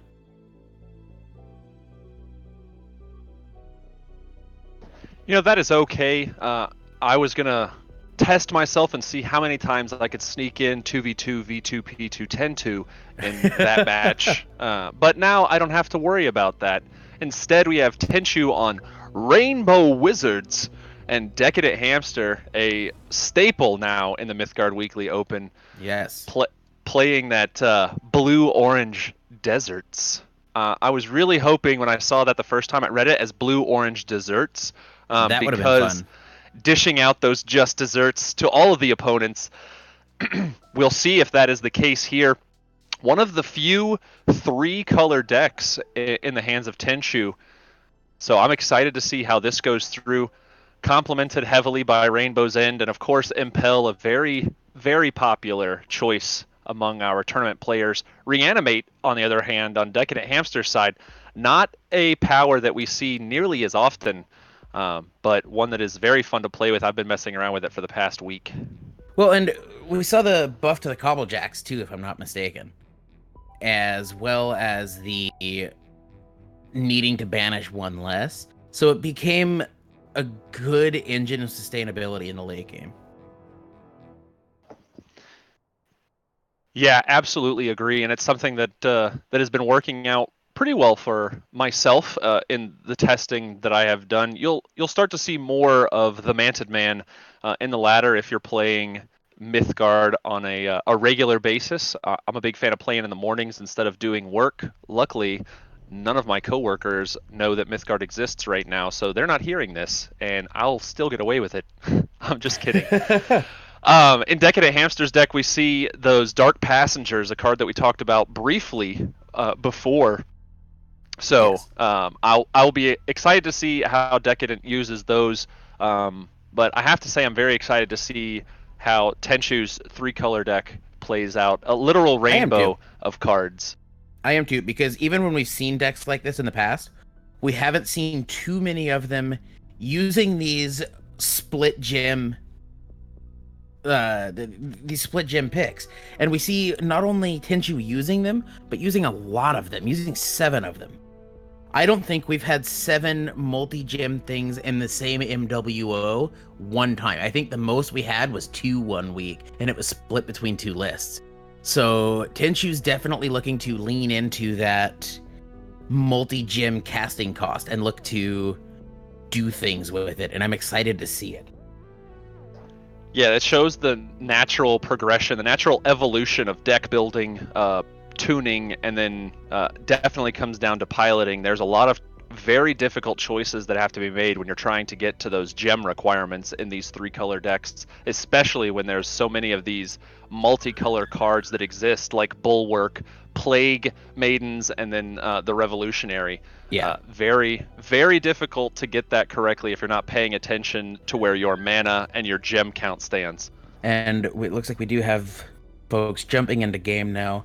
So as soon as this game gets going, we will get in on that. One thing to note about Tenchuu, not so much Tenchu's list, but just Tenchuu, is the 10-2 in Valthus's 2v2, V2, P2, 10-2 list actually means Tenchuu. That deck list name happened because it began as a 2v2 deck, was then expanded upon, so it became 2v2, V2, I don't know what the P2 means, but I know that the Tenchuu is because Tenchuu helped edit that list. And we did see Valthus and Tenchuu teaming up in the 2v2 MWO. So that name, as funny as it is not without some evolution to get to the point that it's at. I'm going to take a guess and say that that this deck was intended for the second person in the grouping, so maybe player 2. But yeah. that's the only thing I can think of. Maybe we will get some clarity from Valthus behind that name before the end of the tournament this week, and we can share that with you. So we do see a slow power build, some choices being made here. Again, Tenchuu has to pay very close attention. I do want to draw attention to the path for Tenchuu. Rainbow's End, spectacular bonuses from that. That +7 starting life is always good. Yeah. And then the art on it, the field effect, that rainbow coming down into the cairns is just beautiful. And the +7 life is so big. It is gigantic. That's a lot of life. And that potential free draw is, a lot of people discounted that when we started out. I remember talking with a few different players in the official Mythgard Discord about that free draw if the top card of your deck is an enchantment. The Mythgard team, Rhino, taking advantage of the digital card space, Yes. where they don't have to give that information to the player. The game just knows if that is an enchantment, and then you get to draw that for free, which is very cool and can be very impactful if you're playing even just a few enchants. And we see that Demolition Speedway coming down to buff up Baby Born Again. And you do know that it's an enchantment. Like, obviously, if it goes off at the end step, if you will, then you know it is an enchantment, but you don't know which one. And that helps a lot in solo play. Now, in the MWO scene, you have access to the deck list. So if you see that go off, you can pull up the list and look and say, okay, I know they just got an enchantment. It has to be one of these enchantments. And that's one advantage to having the opponent's list, is knowing the potential enchantments it could be.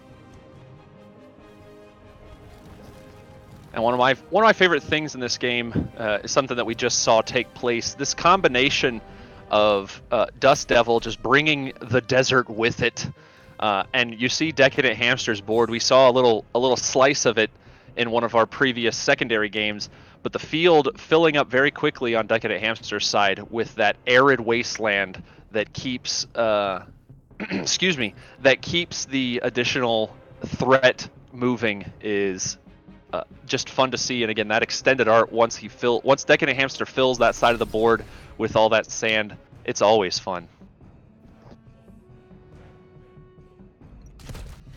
And that's a good attack. Yeah, this Born Again is doing some work, getting impelled, and I'll be interested to see. So we see the impel. Did I see that incorrectly? I thought I saw the impel use, but then no movement. Yeah, impel use and then not moving is totally fine, because it gives you the swift as well. So it's often a good way to sink mana and still be mana efficient. If you don't have anything else to play, even if you don't plan on moving, absolutely use the impel, because then you get the swift, and it helps, especially being in that middle lane. Essentially what that meant is if you don't kill that, you can move it off the enchantment and still make the attack. So it helps to lock out some of the choices in lane placement. That is fair. I haven't spent a lot of time on impel. It is it's one that I see so much of, so I tend to stay away from the high use powers or cards in games a lot of times. So my apologies there. DecadentHamster with DecadentHamster with an empty field staring down a Plague Maidens. I love that Oil Field is animated. It looks so cool. Yeah, a little bit of the reward for double enchanting, essentially, in those spaces. Getting that animated effect of Oil Field only can be cast on those deserts if you're not familiar with it. And then getting that 4 temporary free mana can be very, very, very impactful with some of these higher cost cards. We just saw Valthus log in. I'm guessing that was a DC issue. So hopefully they'll have time to finish out the games.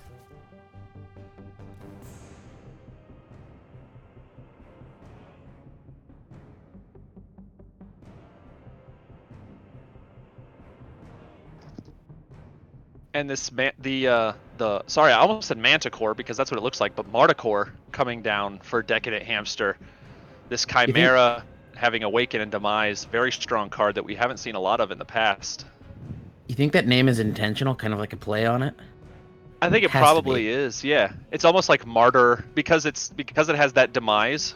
And especially if it's occupying that desert, Marticore, it makes a lot of sense. That would be cool. And that demise effect is something that is a little different than a lot of the other ones. Having that free 3 damage to put anywhere your heart desires if someone kills Marticore is fantastic as well. And it should be noted that demise will go off while it is occupying oil field. So it is a conditional demise, but that condition, even while on oil field, is being met. And that's cool to see.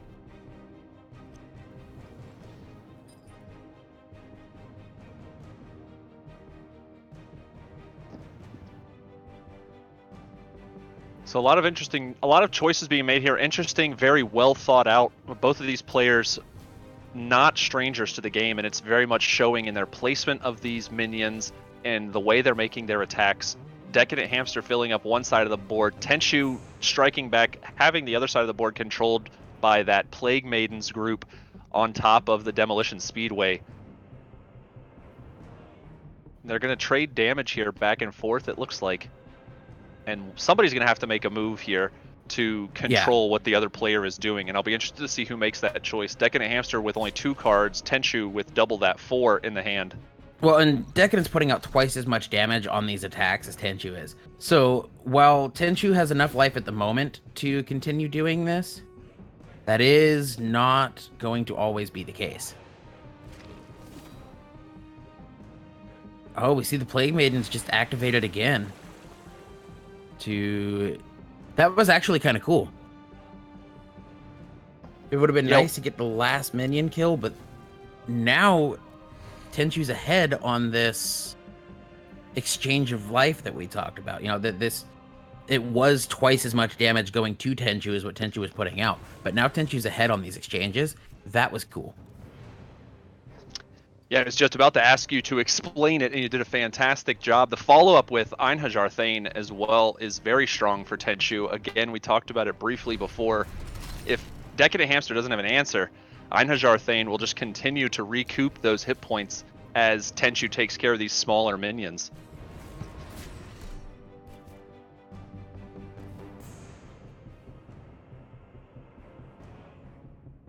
Yeah, this is... Now, and we do see the Swift on the Thane, like we talked about just a couple minutes ago with using that Impel, even if you don't plan on moving. Because now it has the Swift, and you have the ability to move it if you wanted to, and still make an attack. So, although that's not going to come up on this attack, likely, it is a good example of why you still want to use that Impel, even if you don't plan to move the minion.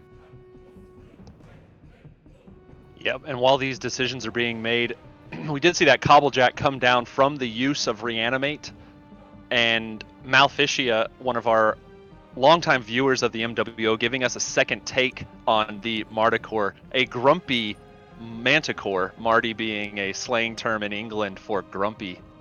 Huh. That's actually kind of cool.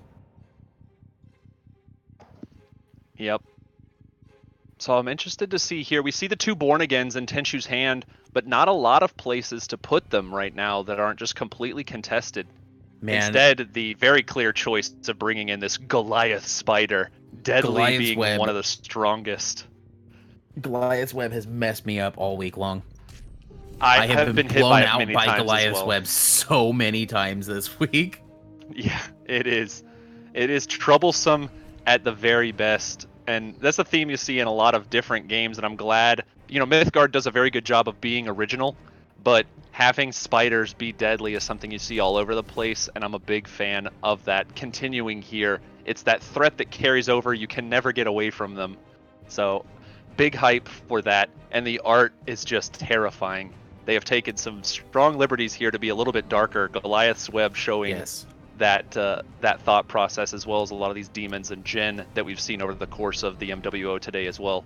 It's actually kind of funny you mention them going with some spooky scenes, if you will.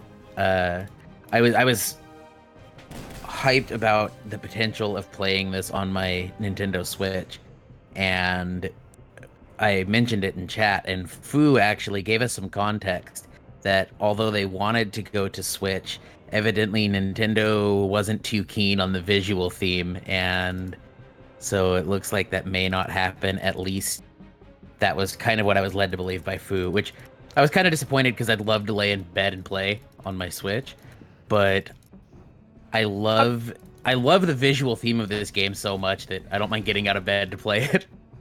Yeah, no, it definitely will it'll draw me wherever it ends up being. I also would love to see it on the Switch, and I think with the advent of games like Doom and things like that being on the Switch, Mythgard is only a matter of time before it makes it there as well.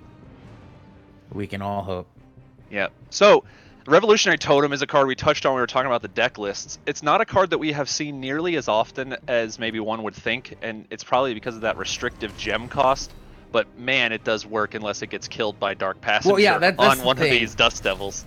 Is not only is it tough on gems, but it's situationally dependent, and it's just not going to do much in this matchup. Against this matchup and against the token matchup, oftentimes it's not going to do much outside of be a body, and typically being a body is good enough out of it. But as we saw it go down on just one attack this time, it was not quite as useful as it could have been. And we do see the earlier use of Wonder Drug, a card that I have actually used a few times, but I always wait until kind of I'm on my heels. Has that modal effect where it's good when you play it regular, but if you're less than 7 hit points, doubling up and getting 8 life and 2 cards, it swings games. I've been blown out by it and done a bunch of blowing out with it as well. And Tenchuu was on 7, so it was a good time to cast, because that is one of those checkpoints, those gates that we talked about last match that we watched with the token deck, as we talked about, the being at specific totals, meaning additional effects potentially, and 7 is one of them in Tenchuu's deck because of the, Tenchuu being at 7, that is. Tenchuu's opponent being at 2 is one as well, because then you can just clap and win the game. So those checkpoints coming into play as we see the 7, meaning you get the modal effect.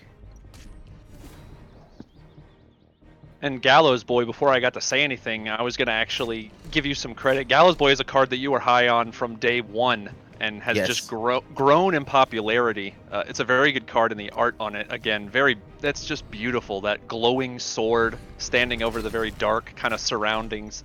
Solid card, but not enough, really, it looks like, to stem the flow from Decadent Hamster here. A full board, nearly full of deserts as well, and a couple of these reanimated Cobblejacks getting in and doing what they do best, providing secondary support, and that one in the middle being deadly that Decadent Hamster will be able to use to clear something if the need arises. Yeah, and I want to make a quick note as we kind of watch what's likely to be the conclusion of Game 1 of this match. This is the last match of Swiss, and following the conclusion of this, we will be going actually just into a top 2 cut, and just into finals, if I'm not mistaken, because we only had 7 people this week. So cutting into a semifinals would put someone who went 1 and 2 into the top cut. And it was a bit odd putting someone who goes negative into top cut. It happens occasionally, even in big-ish events. It happened a couple times in the MWO, I think, as we had like 9 and 10 people. But we will be going just to a finals this week, if I'm not mistaken. And so that will be following the conclusion of this match. But still a lot of game left to be played in this match, as this is only game 1 and it's not done yet. Yeah, both of the decks have been very aggressive. Tenchuu's been relatively reactive with those Goliath webs, trying to combat the ever-present threat of the multiple Cobblejacks that keep coming out. And one of the great things about Cobblejack as well, get them on the field, you get bodies that you can put these other enchants and things like that on. It is DecadentHamster's making full use of the minions that have gone to the Boneyard and turning them into these annoying little, I don't even know what they are, constructs, obviously, but Yeah. just an amalgamation of trash, teacups, cards, all kinds of stuff in there.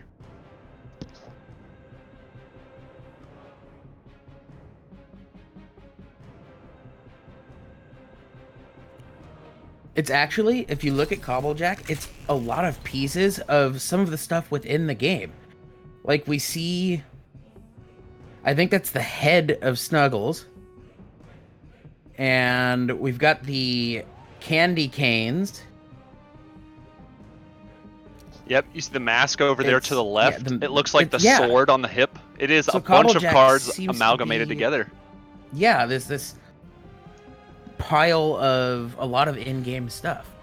That's cool. The question is if anything in Cobblejack is something that we haven't seen yet. Have they been hiding something in plain sight potentially? I also just noticed the hula hoop behind the Cobblejack that comes from the I can't remember the carny that comes off the top of my head, but the hula hoop behind it's cool too. Yeah, that'll be. I might have to break that down and look through a bunch of the cards and see if there's anything that's not represented in the game yet that's in Cobblejack. That would be an interesting piece. Or maybe they'll update the art for Cobblejack as more minions make it into the game. And man, Tenchuu has so much sustain thanks to all this life gain. Tenchuu's been on the back foot a long time and still not dying out. Yeah. Wow, what a big thunderclap. Usually only able to take care of 1 or 2 minions, but clearing the board essentially, leaving only that grumpy Manticore, the Marticore behind. But it is matched up very nicely against this deadly Born Again. This is an issue still though, because if this attack goes in, the demise is still going to happen, and Tenchuu's still going to go to 1. So this minion placement does stop lethal, which, like, obviously you want to do. But at the same time, Tenchuu's still looking to go to 1, potentially. Which means it would be easy to see game coming up next. Oh, man. So while we acknowledge this Soma Oasis on here and the Earth Slide, wow! Oh, no! I'm going to delay what I was going to say. I'll cover it in between the games. That Earth Slide is... No. You could not have asked for anything better being in DecadentHamster's position. I don't know if they were sitting on that, if it was a top deck, but holy moly. Getting those 5 elementals down. The art threw me off because it changes based on the strength and where they're standing. Yes. That is phenomenal. Tenchuu is game seeing 1. Exactly what has happened. There's not enough sustainability in Tenchuu's deck to combat 2 4/4s and 3 other minions. Wow. I have my next themed meme in mind, and as soon as we get done casting today, I have to open up Photoshop and go make it happen. I'm excited. I'm not even going to ask. I'm excited I'm to not be spoiling. surprised. Yeah, that's fantastic. It's going to be fun. I got a private message from one of the people that I have encouraged to watch and get into Mythgard. The question was, and if there's other new people, it'll be relevant. The question was, are there ways to react to what your opponent is doing? So currently, Mythgard does not have any cards that function on that fast or instant or anything like that in the game currently. I don't know if it's in plans by any means, but there's so much tactical decision making and strategic response that comes into the game. I don't even know that it's necessary. Offering the attempt for your opponent to do something where you have no chance to react kind of sets the pace for a lot of these games. Oh no. And we see a message in the Weekly Open chat. Tenchuu explaining that a misclick caused a Magnus to be shuffled back to the deck, and that Magnus could have won the game potentially. So as you we've seen so hate many to of those see it. sweeping effects be so good in that matchup, the best one in Tenchu's list, in that Magnus, got shuffled back on a misclick. That feels bad. You definitely have to slow down and be methodical with those clicks in an attempt to not do things exactly like that. And as we are most weeks, we are graced by at least one member of the Rhino team, Turbo, under the moniker Kenmore, who likes to hang out here a lot with us, is toying with a lot of our viewers, saying Yes. that right after the comment that I made about reactive cards, there's always plans. Not saying that there's necessarily anything coming into the game, but the option does still exist.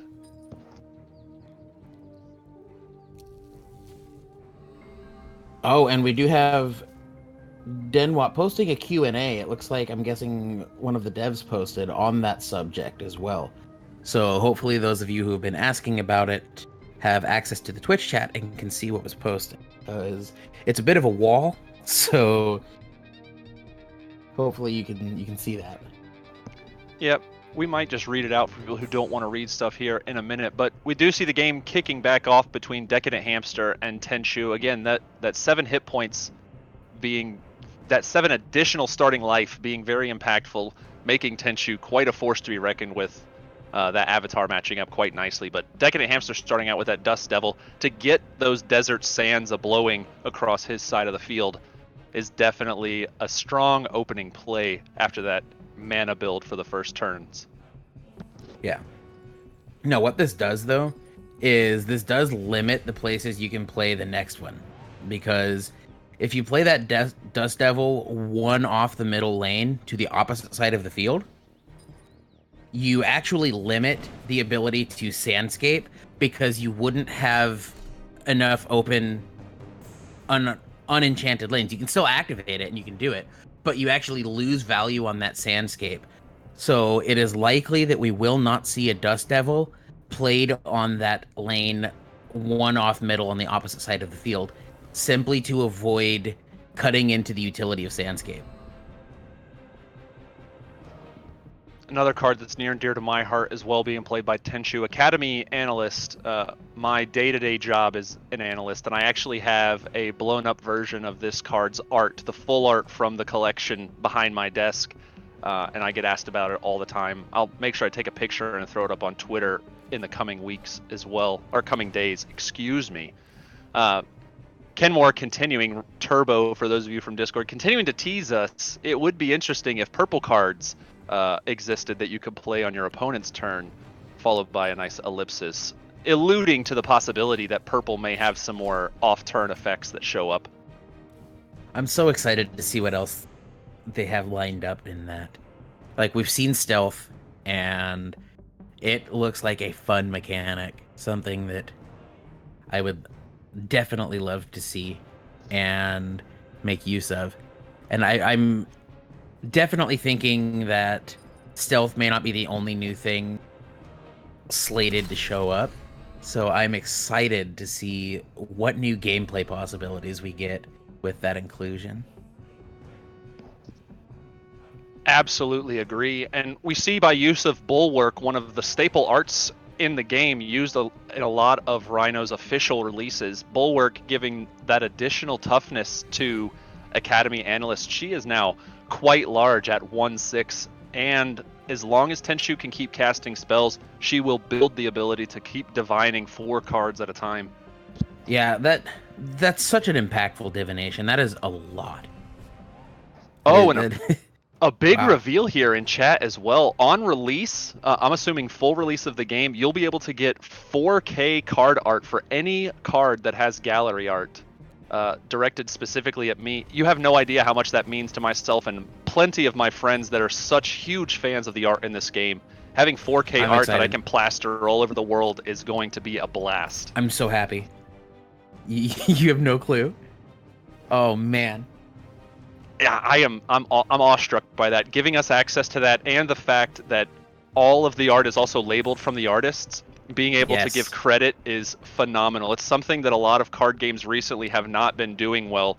So Rhino not only taking care of the players by acknowledging almost every question that I've ever seen posted, but acknowledging the artists that put their heart and their soul into this work, something that we enjoy on a daily and some of us hourly basis. Yeah, and I've actually had a few times that I go in, I look at a piece in game, and I'm like, oh, that's awesome. And then I look at who did it, and I go see what else they've done. And I've had a couple of times that I've seen someone in this game that I found something they did that I liked. I go and I look them up, and I find out they've done commission pieces that, like, official pieces to games I play outside of this. You know, a key example was actually League of Legends. I don't know what it was I looked at, but when I went and found them online, I found that they did a lot of the splash images in League of Legends that I like so much.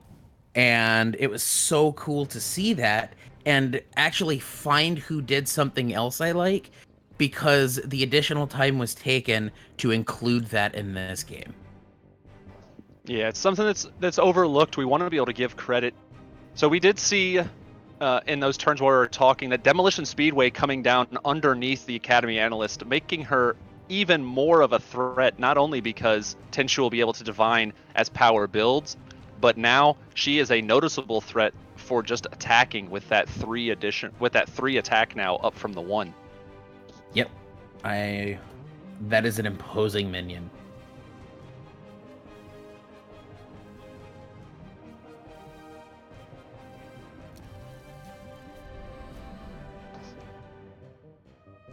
Now this Plague Maidens, you could activate it twice, take out... Do you want to take both? I was just going to add, I heard you kind of going in that direction. That's a very risky play? Is it worth making?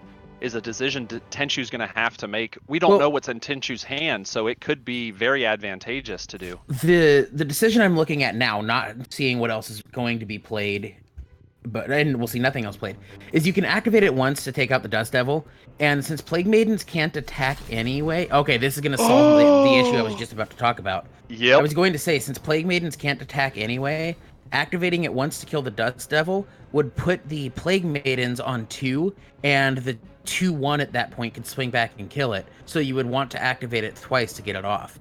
But now you only have to do it the one time, and since you don't take damage, you can do it the second and be just fine. So even as I was thinking about it, we saw the solution. What a combination. The advent of Bulwark, giving not only the additional hit points, but the armor, turns Plague Maidens into this minigun almost of removal for these cheaper units. Minions, I apologize. We did see a good attack with the Plague Maidens hitting the unenchanted lane to avoid taking that 1 damage. Because if you attack those enchanted lanes, you will take 1 damage. So attacking the open lane allows that damage to be stopped. So that was a good attack with the Plague Maidens. And the Soma Oasis comes down. I like this. Putting this minion between these to soak up both attacks while it cannot be killed is so good. So that was a good placement on Soma Oasis, going between. Ooh, and then the Singing Stone coming down for DecadentHamster, giving that same kind of effect from Olama Ring, but you have to have those enchantments down. And then the Rune of Denial removing the Soma Oasis. That's, again, we've talked about Rune of Denial all day today. Such a good card, especially in these matchups that are going to try and flood the board with these enchantments, flood the board and make these minions that are essentially non-bows turn into really big problems. Rune of Denial just stops that from happening. Depending on what else comes out of Tenchu's hand, I don't know that I like that attack. I don't know what else Tenchuu may play, but just looking at the info I have, I would have been a fan of shuffling something back, getting my mana, activating Plague Maidens enough to kill the minion, and then swinging 5 to face instead, because you need to get the Singing Stone off the field. But without the info of what else may be in Tenchu's hand, they may have a follow-up play instead that I don't see. But looking at that, I was waiting to see something go back and then see the Plague Maiden's activation a few times. So I want to see what this follow-up play is. If it's just like Impel Pass, then I definitely think the play would have been to use the Plague Maidens to kill the opposing minion and put 5 damage to face instead. Yep, and it looks like it was just the swing. Tenchuu does have open mana still and plenty of gems to be able to do anything it their is heart just desires. the Impel Pass. Yeah, I don't know that I like making that attack as opposed to Plague Maidens to kill the minion and then swinging 5 to face instead. Something you will notice, by the way, on the artifact, the Singing Stone that DecadentHamster played, you see that 12, which used to be a 14. That wasn't always the case. There used to not be any of the toughness on the artifacts. And when they said they were introducing toughness, a lot of people were worried that it was going to be analogous to armor or shielding from other games. But you'll see that DecadentHamster's hit points and the counters on the artifact go down at the same time. So you're not trying to battle through 14 armor or shielding or anything like that. You're just getting rid of DecadentHamster's hit points and the toughness, the strength, that remaining ability on Singing Stone. And we see the Cobblejack come down. Now, Cobblejacks tend to be exceptionally good when you can supplement them with enchantments to play them on. And even like we see now with Oilfield not actually giving a stat boost, because Singing Stone's out, the Cobblejack is still coming down as a 2/2 instead. So when you can Cobblejack onto a lane enchanted with battle stats, it's awesome value. And Singing Stone allows you to do that on any enchanted lane. Yeah, it is that. A lot of people called Singing Stone just a worse version of Olama Ring, but when you don't want to be in yellow and you're going to be playing a lot of enchantments like deserts, especially in these decks that play Parsa cards, the Singing Stone just becomes that Olama Ring again. That +1/+1. It seems small on the front side, but it has significant impact, especially when you're getting what are free units in the form of Cobblejacks. I haven't seen Loki's Veil in a long time.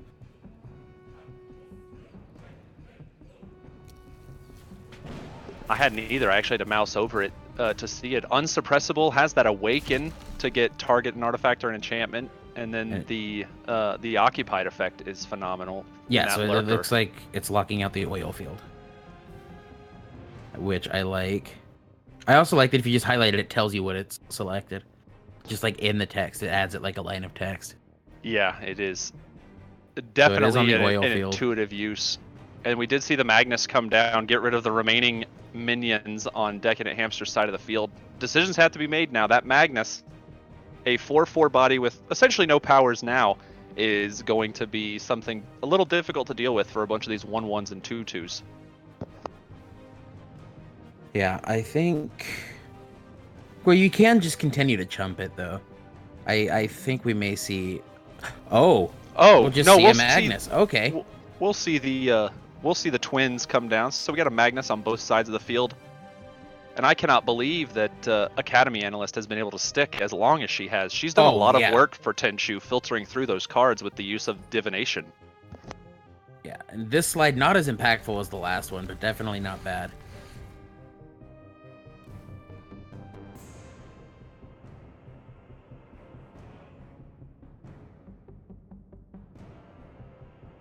Man, this Academy Analyst has lived so long. We love to see that. We really do. Getting as much value as possible. More value, I think, than I've ever seen Academy Analyst actually get. The Rewind Hex hitting that large 5/5 Earthslide Elemental. Yeah, that was good to see. Like, it gets the biggest of the opposing minions solved, but Tenchuu needs a good follow-up in hand. Goliath's Web's a good follow-up in hand. Yes, it is. That Deadly Spider does not care how large any elementals are if they are in the opposing lanes. Overrun may be a problem, but currently not an effect that is on the field. And those locked out spaces with the webs is always good as well. I don't see any updates on the matches going on beside this one, so no updates to give on the matches we don't see. But hopefully that info gets put on Battlefy soon, and we can get you an update on those matches as well. The Academy Analyst finally leaving the field forced to sacrifice. But we still do have that spider and the Plague Maidens down, and one of those grumpy manticores lobbing a volley of spikes into the Plague Maidens to get it gone. And another recurred Cobblejack coming down as well.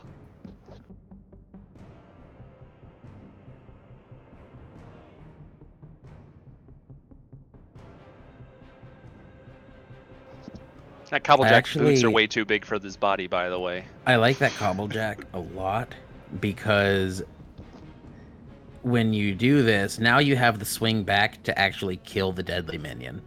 Because with the 2/2 wasn't going to oppose it by itself, but the Cobblejack to swing back lets you take him out. So I like that Cobblejack a lot. Yeah, so you make this attack, and attacking the Cobblejack instead, it nets you the same thing effectively, but you don't take the point of damage by attacking the 2/2 because of the lane it was in being enchanted. So that was a good attack, noticing that, okay, the Cobblejack's down, I'm going to lose this minion. I might as well not lose the 1 life as well. Yeah, very heads-up play. And then DecadentHamster bringing down that Sand Scale Worm.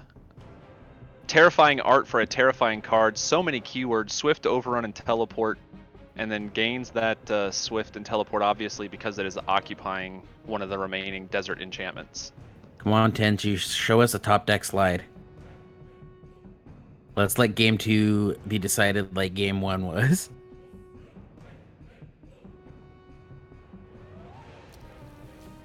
Oh, that's good though.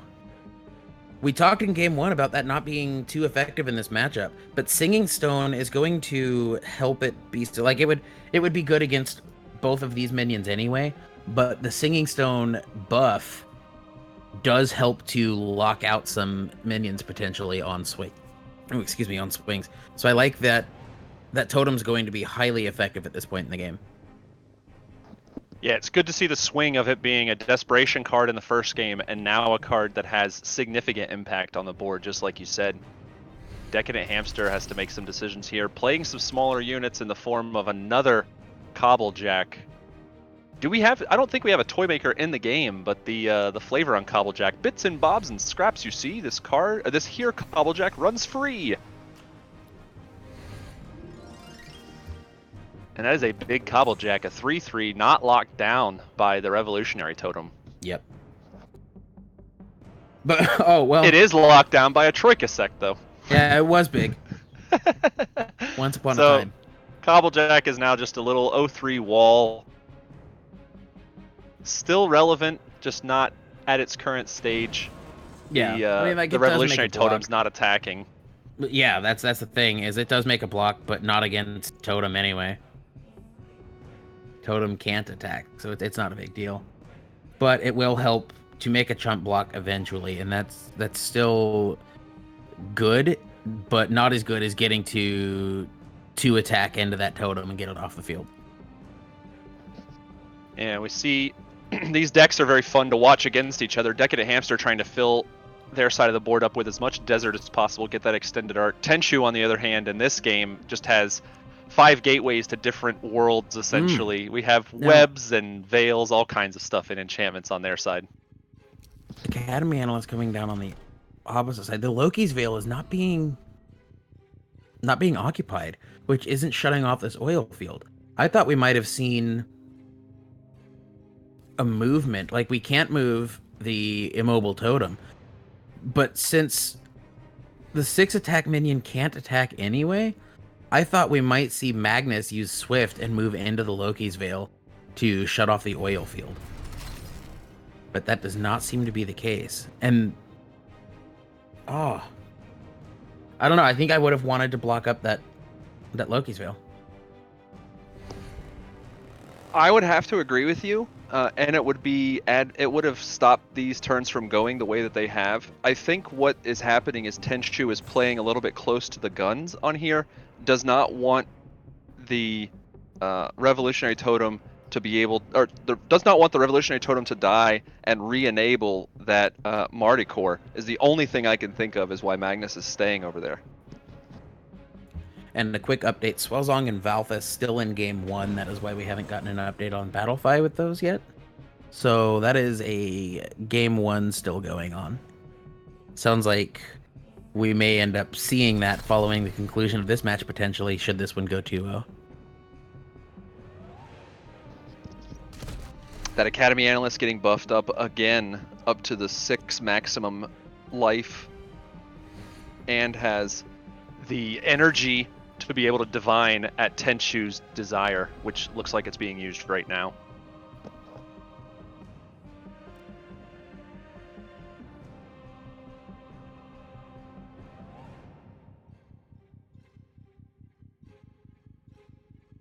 And now we do see the movement of Magnus as well.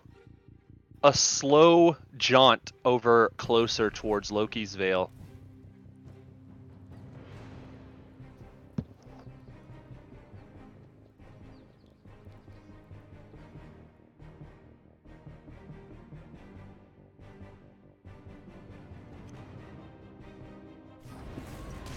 Ooh, the Dark Passenger coming down on the Cobblejack, taking out the Revolutionary Totem and opening up the opportunity for DecadentHamster to utilize these very large units.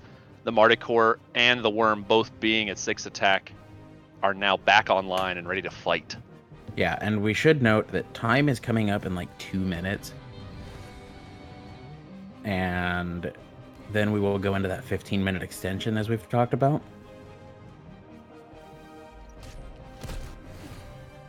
It will be close to running to time. Bragi Runesinger coming down, getting the buff from the Singing Stone is going to possibly speed things up a little bit.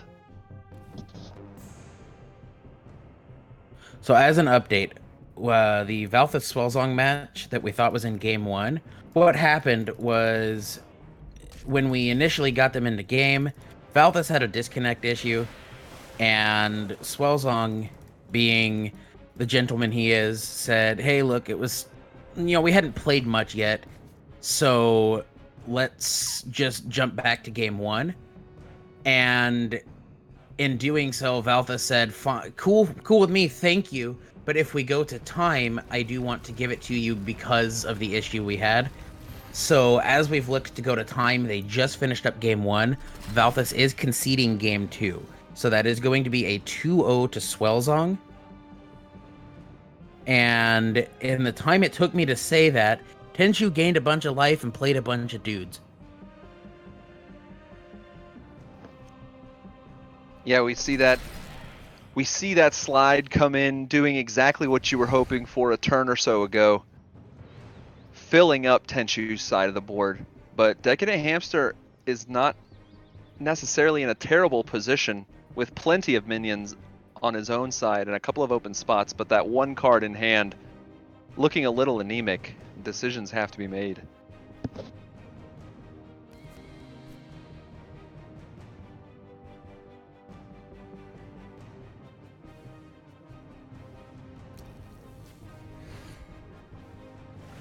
And it is another Marty Core that will be able to take shots and get rid of one of those golems.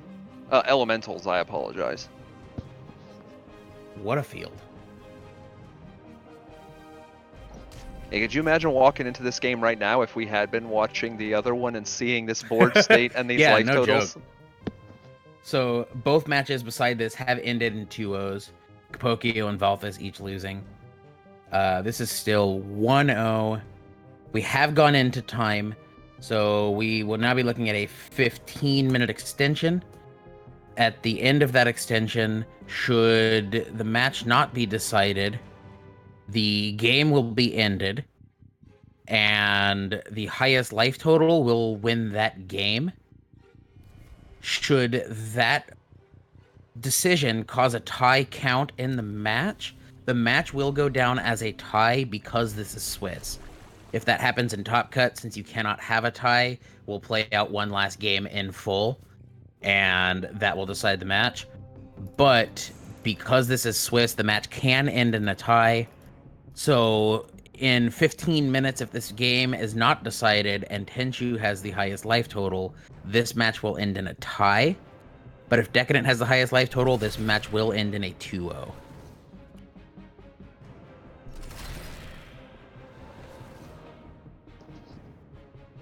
And we just see the Bragi Runesinger sent back to the hand. I think we also had a eager recruit. I was more listening to you than I was paying attention to the field. That's my fault. But the Goliath's Web coming down, filling up Tenchuu's side of the board with enchantments. We have minions moving around and attacks being made. That deadly slide elemental doing some work to get rid of problems. Now, we've only seen one slide out of each side, so slide top decks could still be a thing. And Tenchuu definitely has the most value in a slide top deck.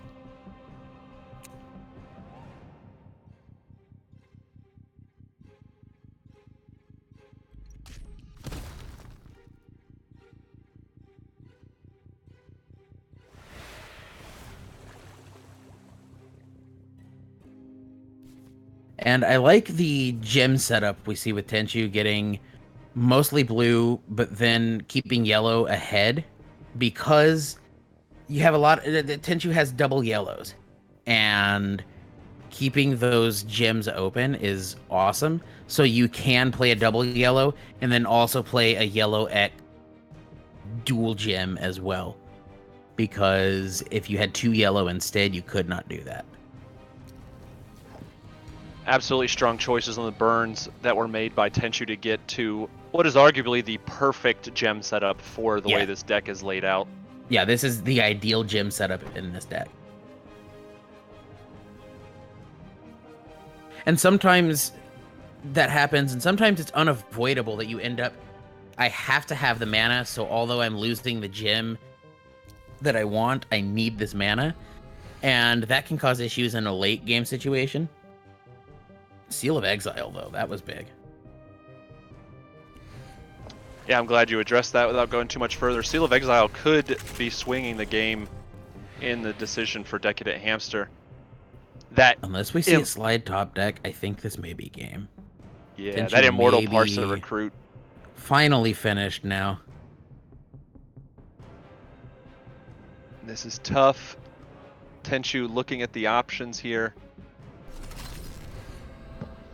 Hoping to dig into that slide would be my guess. I almost feel like I would have used the divination and then done that. So you could attempt to top deck that slide and then dig into it. Because that is a big divination. Yeah, the sequencing choices are relevant. Often here. It's best to divination last, but in this situation, if you need something specific like the slide, then it's best to make the divination and then dig. And so it makes me think Tenchuu, unless it was a missequencing issue, has the slide anyway.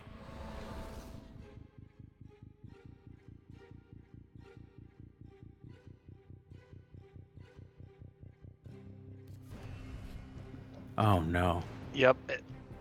Unless I'm missing something, that will be the game. Yep. DecadentHamster swings in with the worm, locking it up.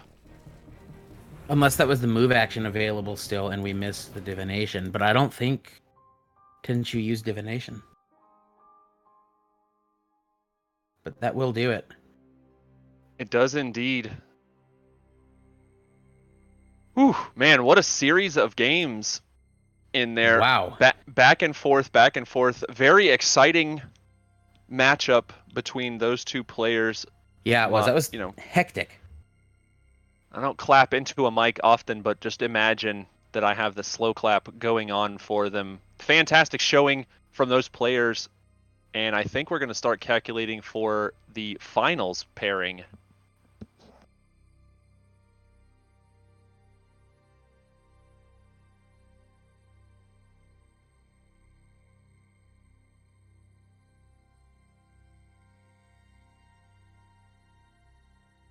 Yeah, we'll look to close out that match in Battlefy.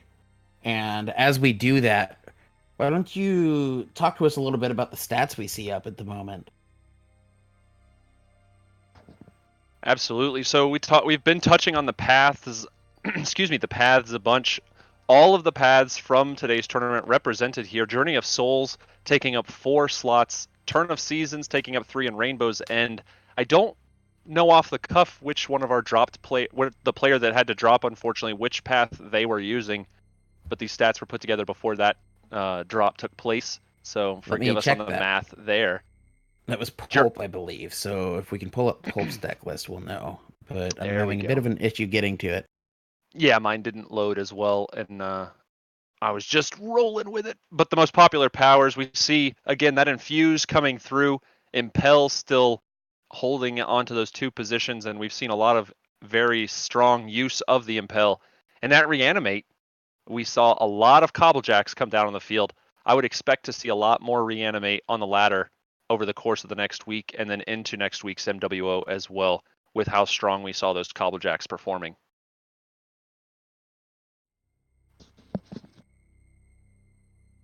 And it looks like the finals have been seeded. We won't be jumping into them quite yet, but it looks like we'll have Swellzong and Valthus in the finals.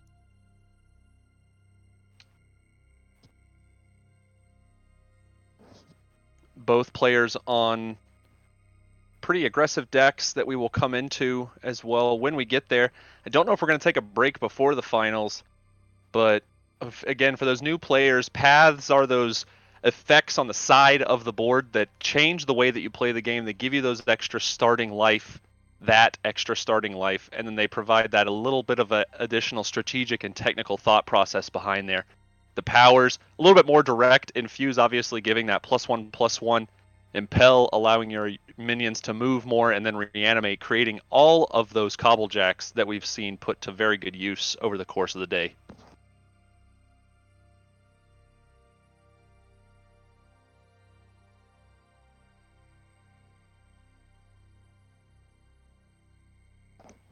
And it looks like we will actually be just keeping the action rolling, going straight into the finals. Prizing this week, as every week, coming from Rhino Games directly. A bunch of packs to be handed out.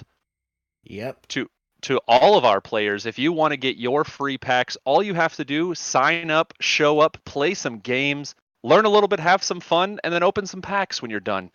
Of course, to all of our participants, please let us know any of the rares or the mythics that you get from your packs. It's always fun to see what people are opening and what thought process can go behind those cards that you get.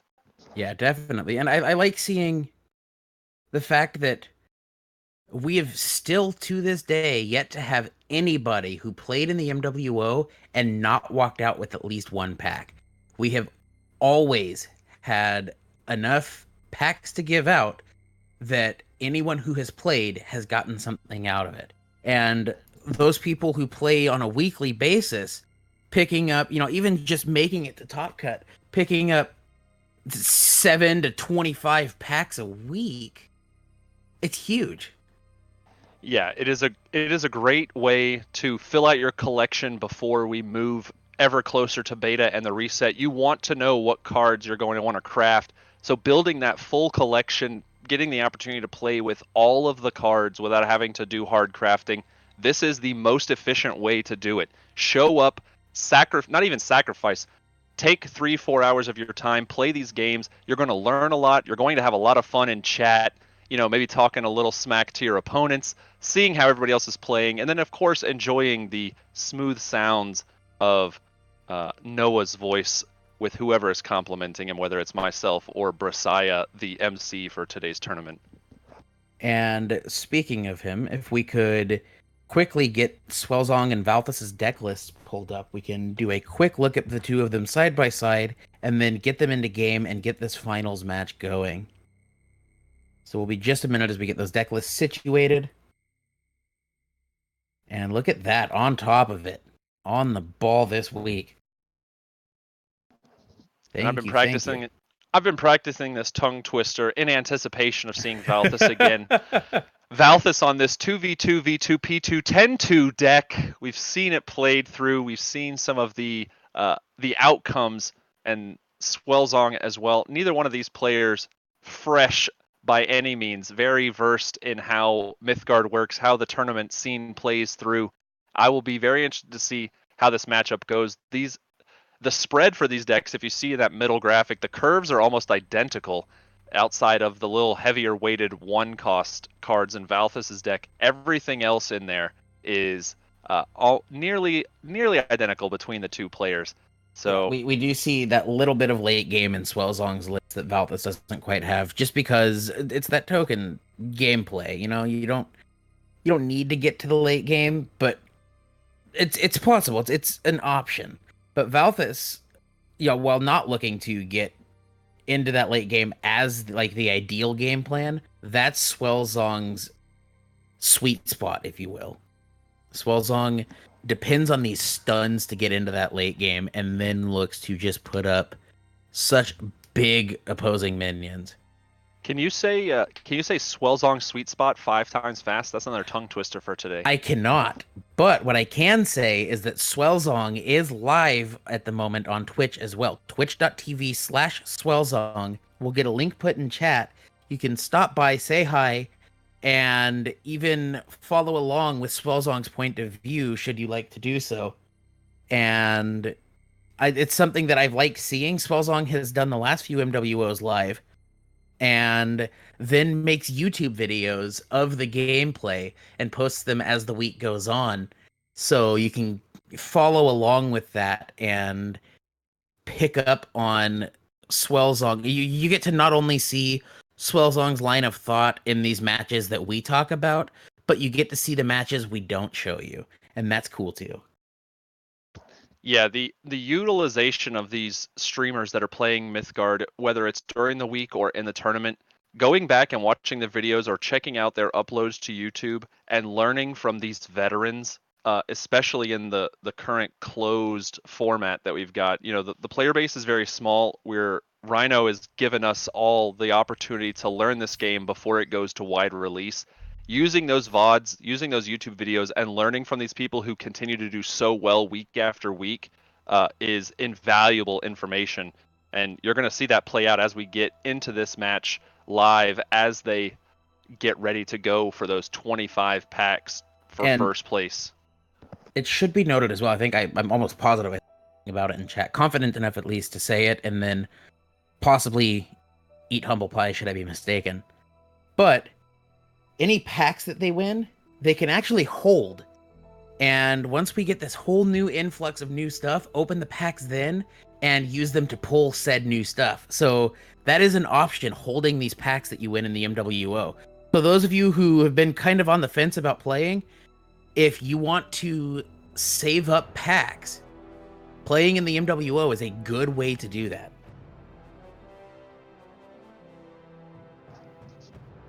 Yeah, again, those packs are multi-edged weapons. Not only do you get more cards to add to your arsenal, getting access to those new cards right when they come out with this next release, as we see purple filtering its way into the game, but having that information before this player base explodes is going to be pivotal in taking those top slots in the ladder when we get the larger player base. And we will be getting them into game now, get this finals going.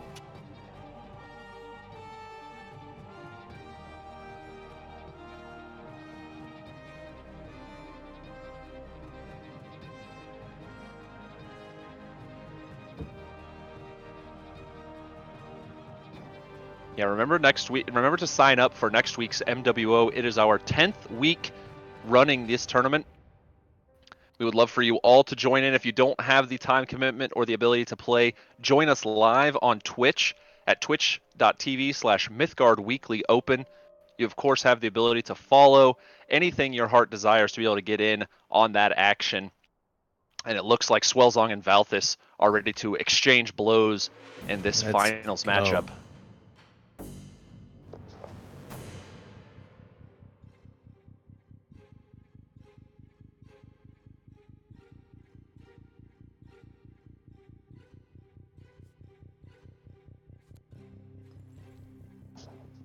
So we see the niceties exchanged, and then Valthus is going to kick us off, burning a card immediately, getting into that rush of all these Parsa minions, that eager recruit coming Now, down. This is a bit suboptimal. Now, it depends on if Valthus is looking to play this as the beatdown fast and just get the game done so Swellzong can't get to the late game. But typically, Valthus wants to be seeing yellow gem into not clay effigy, excuse me, into Maze of Iatiku on 1. So unless that was intentional to play this fast and look to end the game quick, then it may have been a bit of a suboptimal opening out of Valthus. Well, you said clay effigy, and clay effigy is indeed on the field now. Yeah, I misspoke it into existence. That's right. And again, these beautiful card backs. You can earn so many different card backs by completing challenges, playing on the ladder, locking up those wins, and doing all kinds of stuff. There's so many different customization options to choose from. And both of these players, again, putting that to great effect. Swellzong with the beautiful black background and that mithril and gold Mythgard symbol. It's just fantastic. And we've talked at length about Valthus's point at the face, kill the opponent card back as well.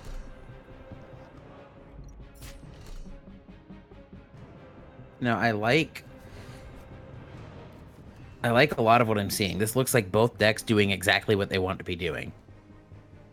And that means we should see this matchup play out how each of them wants it to play out. And I'm excited to see who takes it in that situation. Yeah, I was going to say, they'll have the match play the way they want to until the very end. One of them is going to be disappointed. And a very early Mezzo Libre coming down, locking down the Parsa recruit. It's a heavy-weighted side of the board there for Swellzong in the form of Maze of Iatiku and the Mezzo Libre. I keep wanting to say Nacho Libre. I'm a terrible person. Now, we saw the Seal of Exile go back to the deck.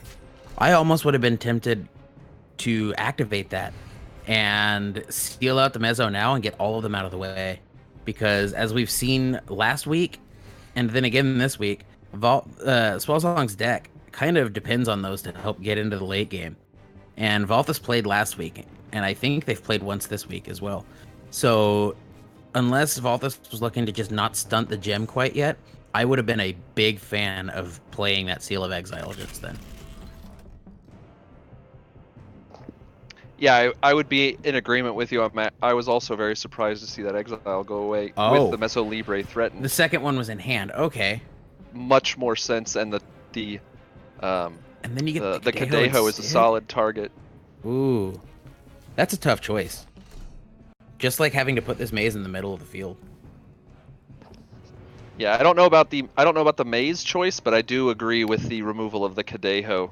Well, I actually think that was the best place the maze could have gone in this situation. You don't want to put it next to the clay effigy because then it just it dies on this attack with the Mezzo. So you like, if you had nothing else to play, then you have to just slam maze in that spot. It's not ideal, but it is, and it does make Swellzong spend 2 mana to impel. So you do stunt out the 2 mana effectively, but man, I don't know. I think I would have almost been tempted to hold it. Yep, the only other redeeming feature of that, outside of forcing Swellzong to spend that mana to impel and move, Mezzo Libre is in a very vulnerable position in the middle of the field, and it changes how some of the placement has to happen for Swellzong, that Serpent Den coming down as well to the left.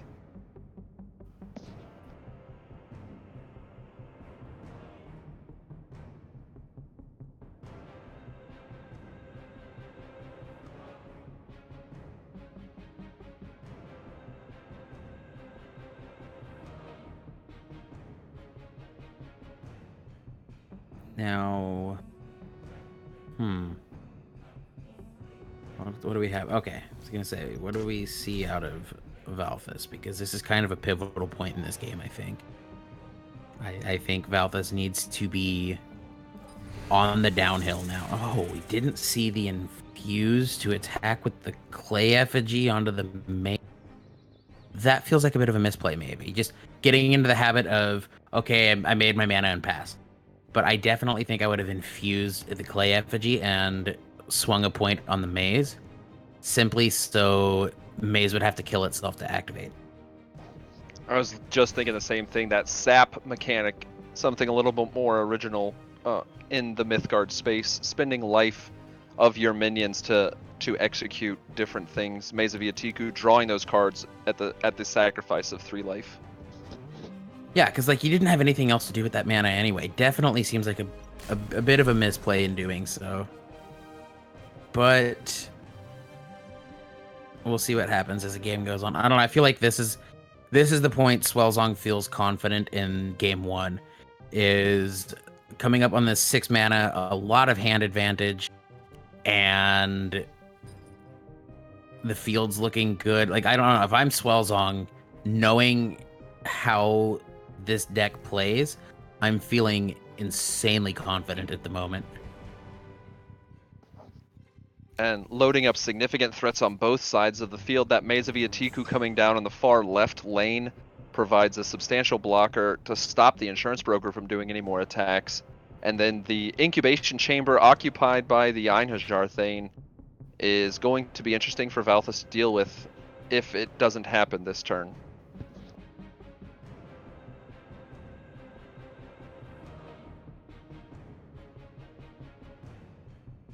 And I don't think outside of make a llama get me. I was gonna say a llama get mana infuse. You don't have a way to actually kill that thing because it's a big beefy minion. Yeah, you have to infuse and swing the 5/5 on the Thane, I think.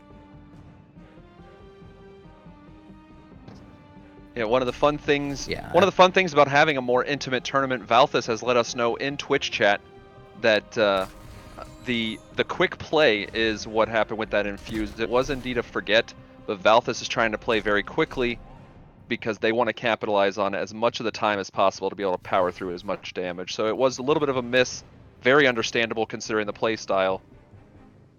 I liked the attack on the left side, not letting the maze activate. Yeah, absolutely. Recovering well from that, not allowing Swellzong to capitalize, taking out the Einhajar Thane and hamstringing that Maze of Iatiku. Can you hamstring a maze? Because I think it did just happen. Yeah, we've seen eyeballs in the maze. Something alive is in it. Now, Swellzong has a play open. I don't want to speculate on too much yet. That was it. Okay, impelling to make the swap and killing the minion off. I was going to say I don't want to speculate on it too much quite yet, but had we seen the pass without it happen, I would have questioned why it didn't. But that was exactly what I was waiting to see. Good use of the impel, and you also keep the enchantment open that way and take out the highest value minion on Valthus' field at that point. So yeah, I liked that a lot. A little bit of punishment as well that we see from the earlier play. That second Mezzo Libre wouldn't have existed had the Exile come in. But we do now have the Olama Ring and the Model of Duality on Valthus' side of the field, and if they are able to stabilize, it is going to be on the back of that model because they're going to be drawing cards every time they play the 2 minions. Yeah, well, and you noted the seal that we didn't see happen. I think in the moment, I questioned the seal, definitely. But seeing the follow-up seal, having the second one, I think it was actually ideal not using it then. And the payoff to that was getting the Kadeho out instead. Oh, absolutely. A true line. In doing so, now this stun is happening again, and Swellzong gets to sustain the game out into this late game. And that big Magnus having substantial effect on Valthus' side of the field, clearing out everything. But again, that setup with the Model of Duality and all the cards in hand, Valthus may be able to recover pretty quickly on the back of that. And these stone cards that come into play, there's a few of them that do this. Earth Slides do it, the statue does it, and the Clay Effigy as well, I think, how they kind of materialize out of the ground. Fantastic. Yeah, I love seeing it. It helps give a feeling of being alive to the battlefield, and it's so cool. It just kind of pulls you in and engages you a little bit. Yeah, something I've struggled with many other digital card games is the oversight of the development teams not putting as many field effects. They don't want to clutter the screen, and I completely understand that choice. Yeah. But it fits so well in Mythgard, it keeps me engaged. I never feel like I'm just not participating, even if I'm getting my butt kicked. There's always something happening, and it's fun to watch, if nothing else. I have done a lot of getting my butt kicked this week, let me tell you. It's standard fare for you. That's why we cast the tournaments and don't play in them. Yeah. Much better at talking than playing, at least for me. I lost like 16 out of 20 games in one span this week. It was bad. I ended up switching to a mono blue Valks list that has done me well. So I'm like 5-1 since, but I was having some issues at the beginning of this week and was losing a lot of games. Yeah, Mono Blue Valkyrie is a deck that plenty of, if not almost every player starts with, because it's the great suite of cards that you get from running through the storyline. Strong storyline as well for those that are interested in the lore. But if you want to get those extra packs and want to kind of dodge that Mono Blue starting point, that code Discord4000 will get you 5 more packs to add to your collection. And of course, you can play in next week's Mythgard Weekly Open as well, and almost assuredly be guaranteed at least 1 pack. And if you win, you get this very fun interaction with Noah directly, my other caster here today. You'll get featured in a Journey of Souls interview that'll be posted on Team Rankstar at some point during the week next week. We're going to find out here who gets 25 packs and the privilege of sitting down. Holy moly! Wow. Hang on. Armageddon Angel coming down, bringing hell with it. Now, this is the only late game option in Valthus' list. Now, it has done exactly what it wants to do in the late game, but it should be noted that that is all of Valthus' late game at once. So, if Swellzong's sitting on something like a Living Mountain, Sapo, anything like that, that may effectively seal this game up. Sure, outside of maybe a temptation to swing it back. But man, that was huge. Do you need anything else besides a strafing run, though, as a late game? I mean, that helicopter comes in, the Angel sitting behind the minigun, just wiping out Swellzong's plan of attack. And all that we have got right now is a couple of enchantments and 2 very tiny snakes that I don't think Valthus really cares about right now with that Armageddon Angel manning the guns. Now, I like the gun effect, but I think the coolest thing about that visual effect is actually the setting sun. It's so indicative of what's happening to the game state. That oftentimes that is the sun setting on the game. That is going to be decisive. I think between the name of the card, the flavor, and the effect, if it wasn't intentional, I'm going to say it was and encourage the devs to say it was. It's very Apocalypse Now or Hamburger Hill feeling. That helicopter that's coming in front of the sun as the minions are wiped is beautiful. And we see Valthus just recovering so much of the board based on all of the cards that have been drawn from Model of Duality and being able to stay alive. He is in a commanding position just as it stands without knowing what Swellzong is about to play here. What a great swing for the game. Yeah, wow. Now, it should be noted, and it did come up last week, but I don't know that it will this time, but it may.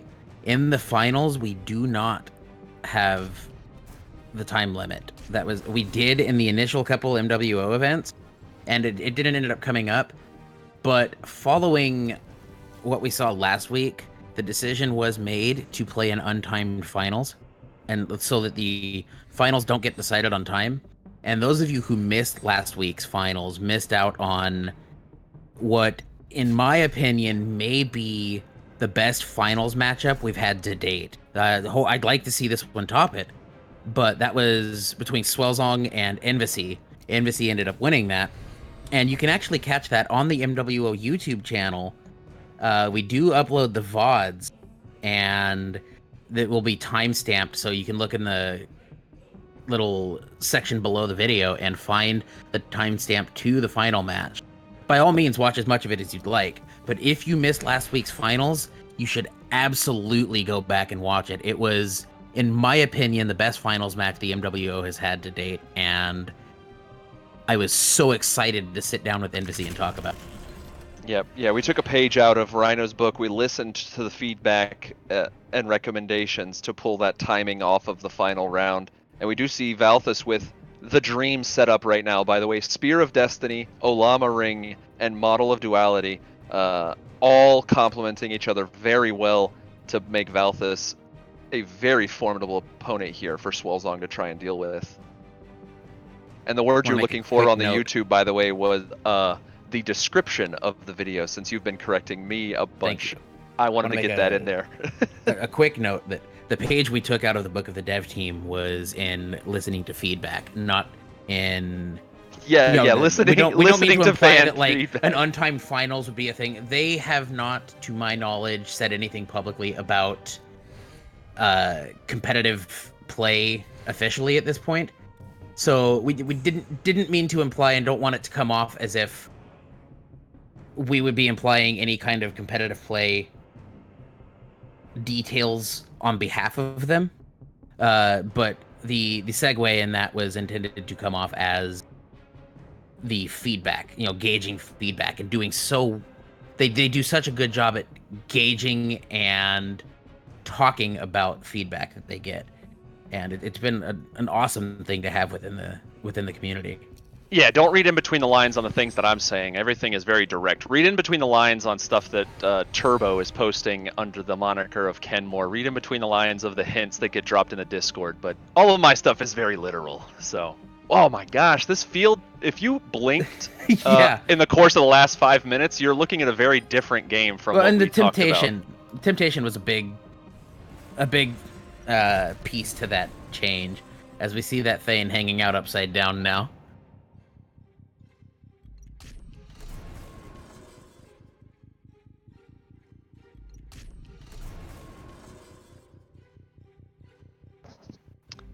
Yeah, I do love that effect as well, the upside down. But that Black Kadeho is... Everything on Valthus' side of the board, because of all of these artifacts, are just terrible. I don't even know what to prioritize here if I'm in Swellzong's position. Admittedly, I did not think we'd see Valthus hold up this well in the late game. I was fully expecting Swellzong to dominate the late game aspect of this game.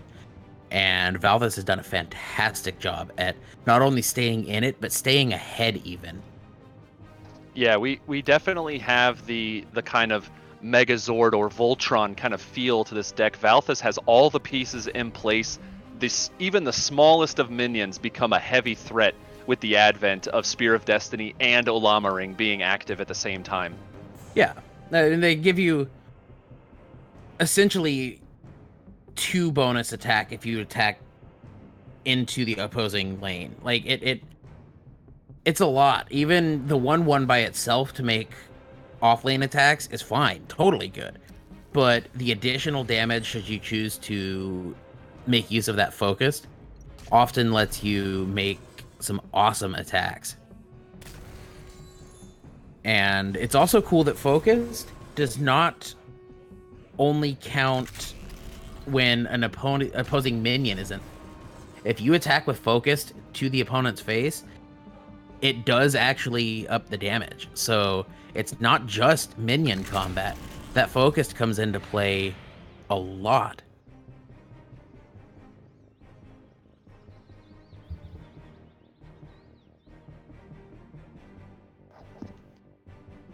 So we see here, again, if you blinked, the board state has changed drastically again. This Mesa Via Tiku populating that Junkyard Valhalla. And then another Yaoi coming down from Swellzong. A fantastic card in this matchup. All the buffs mean nothing because Yaoi does not take any more than 2 damage in combat. So whether it be 4 or 50, it will survive a single attack. Yeah, such a cool minion. I was a big fan of the Yuhui edit that got posted in chat a couple months ago. Yeah, our Discord group, the community at large, is not only very smart, very talented group of players, but very quick-witted when it comes to some of these edits on cards. What a grab! Oh my gosh! Temptation and the game. Game 1 to Valthus. I did not think that was going to happen. But Valthus saw all of the late game options in getting the Angel to come down, and then also being against a late game focused deck and seeing both temptations. What an amazing swing. Again, we're not trying to say that Swellzong is any better of a player than Valthus. We just had these preconceptions based on the board state, and Valthus usurped those expectations, shifted the line very quickly, and just put that weapon together in the form of those artifacts and coupling up with all of the minions coming down. Just an overwhelming storm that could not be countered. And immediately getting back into it. Oh yeah, Swellzong is out for some vengeance here for sure, and we're gonna see how this plays out. I would love to see this go the distance. That was a good game one, and what we talked about game one with Valthus opening by playing a 2-1 instead of the maze, and it maybe being a suboptimal opening. Just if you don't open maze, you don't open maze. But we do see the maze opening this time. Yeah, it ended up working very well in Valthus's favor. We do see the maze coming down this turn, like Noah has said, and Valthus starting to filter through the deck, getting the cards they want. A second maze on the other side of the field, and it's getting very grassy in here very quickly. Yeah, this is... Ooh. Oh, man. It doesn't look like a heavy threat to anybody who's not familiar with this game, but this is not a place that Swellzong wants to be in. Valthus has control of the board and control of what they see and don't see over the course of the next couple of turns unless they're dealt with quickly. Ooh, now with a minion coming down that you know is going to kill the maze, we actually have the option available, and I want to see if it happens. It's not likely as you need to establish a field, but if we don't have anything good to play now... Okay, we do. I was going to say, if we don't have anything good to play now, one option is actually infusing the maze to give it the last health you need to sap it and get some usefulness out of it. So, like, if you don't have a minion to play opposite the Thane to contest this, then one option that's available is infusing the maze, getting it out, and essentially choosing to take the top deck and the damage as opposed to letting the maze just die on an attack. Yeah, absolutely. All of that is very true. Being able to utilize these cards to their maximum efficiency, even in the darkest of scenarios. And we see another Yahui come down from Swellzong. I don't think we saw any of them in the match that we watched with Swellzong before, but we've seen 3 now in these 2 games against Valthus. And it's so good against the token deck, too. Like, sticking a Yahui now may help Swellzong a lot in this mid-game focus that Valthus's deck has. Because it's good at eating up multiple minions, which, as we talked about at least twice today, is how you hope to beat the token matchup, is by coming out with advantageous exchanges. And in doing so, you need to not be going 1-to-1 in exchanges. And Yahui's good at doing exactly that. Yep, and we saw Valthus trying to set up the first part of that combo with the Xerxian Hideout, looking to be able to add a bunch of minions to the hand with plays, but Swellzong quite literally says, I deny that line by playing Rune of Denial and getting rid of that hideout very quickly.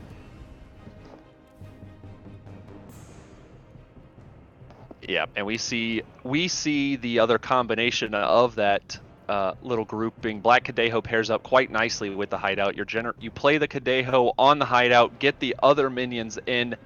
You're able to play a bunch on the field, and if Black Kadeho survives, anytime your opponent tries to be killing off your minions, they're taking damage for doing that.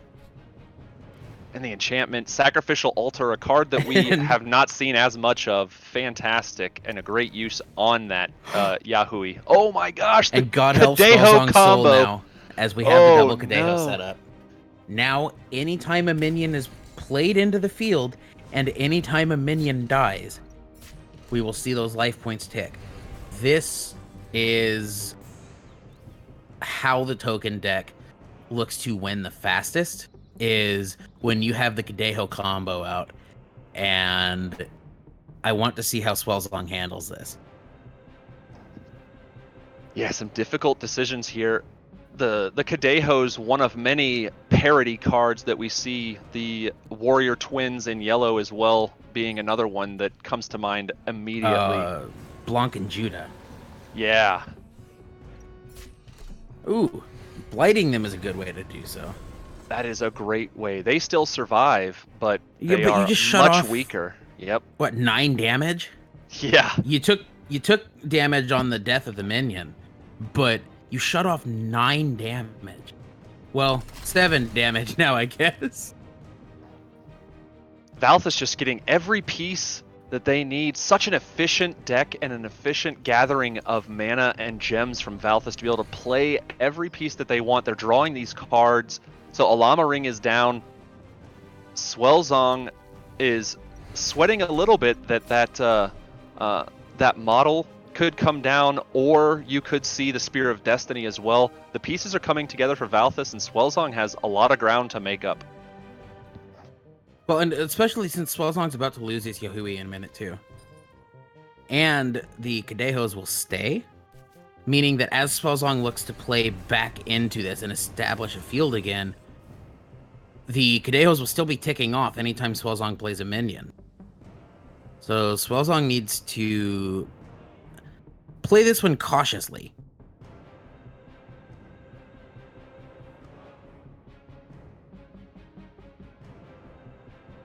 And we see Swellzong kind of weighing the options at this point. Definitely as someone who has played in a lot of the MWO events now, has, gotten used to these situations, being in the finals last week. So slowing down, taking time, and thinking out the play oftentimes is a sign of someone who is used to being in this position. And we saw quite the opposite of that with Valthus in game 1 with the Mist Infuse that we talked about in both the cast and in Twitch chat as Valthus explained what happened. And it's nice to see the methodical take to this as Swellzong looks to capitalize on the fact that this blight is going to solve the Kadeho issue eventually.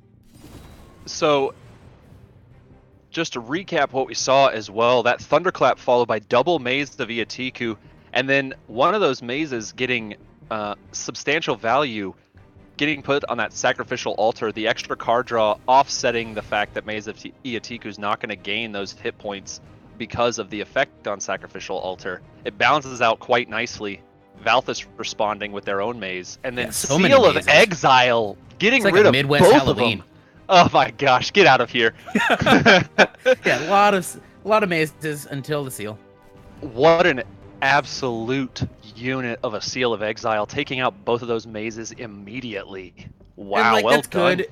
It's gonna shut off Swellzong looking to dig into options to get back into this game, but at the same time, not having the seal to use on Living Mountain as one of the only outs you have to that. Not having seal on the Kadeho, that could come into play now. And look, that's the Living Mountain. Now, stop saying card names. They show up every time you mention them. The question is if we see Temptation somehow. Now, that would be huge. If we have... Oh, but the maze is in the way. Because Temptation has to steal opposite a lane, yeah? I believe so. I actually don't remember if I'm that almost is the positive. case. I think that's how all those steal effects play. Yeah, I think that's the one balance to it. I think you're correct. And with the maze having immobile, if the Temptation is in hand, Valthus can't move the maze. So that was potentially an awesome placement of the Living Mountain. If we don't see the attack with it, my guess is it's because Swellzong is expecting the Temptation in hand. Oh, I would almost guarantee that that's the case. Swellzong is willing to let Valthus build up the hit points on the maze just to keep Valthus from being able to steal that Living Mountain. Oh, it looks like Swellzong is going to take the risk and attack. That is, dire straits potentially if it's in the hand. Temptation to decide the event is a possibility, and with the maze also being big at the moment, big enough Oh, that's not gonna stop it. The life gain. This is the play right here. We see the attack from Perry. We see the And the Temptation is temptation gonna do come it. down. Oh my gosh, what a That's gonna finish do for it. Valthus. That is Yeah, incredible. I think if I was Swellzong, I would not have made that attack and just let it sit opposite the maze. I will be interested to see Swellzong's thoughts on that. Watch the video. Oh, that is a head in the hands moment.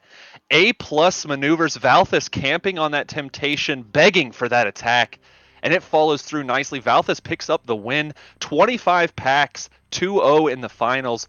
A fantastic showing from all of our participants. Oh my gosh.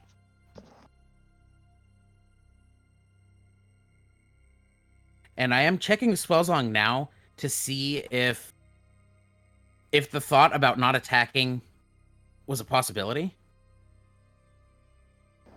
While you're checking that, Envasy in our live chat with in Twitch at twitch.tv/Mythgard Weekly Open explaining that Maze would have been at 3 next turn and Valthus would have been able to kill it off anyway. Oh, yeah, good So point. Good catch. it doesn't Thank you. really matter. So Envasy not able to play this week, but a veteran in the MWO and one of the strongest players, I would say, in Mythgard's community currently, just dominating every time they step into the arena.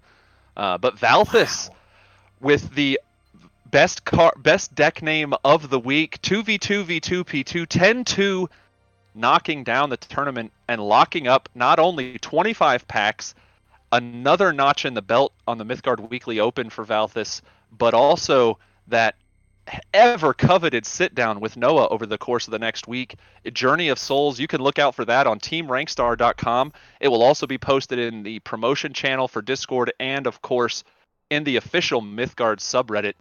Noah, how are you feeling from this very emotional, very swingy back and forth tournament across the board? What a phenomenal set of games we got to witness today. Yeah, I was expecting Swellzong to actually be able to take that just on matchup alone. I thought Swellzong's list was positioned well into the token matchup, but Valthus showing that Temptation is insanely good against those late game decks.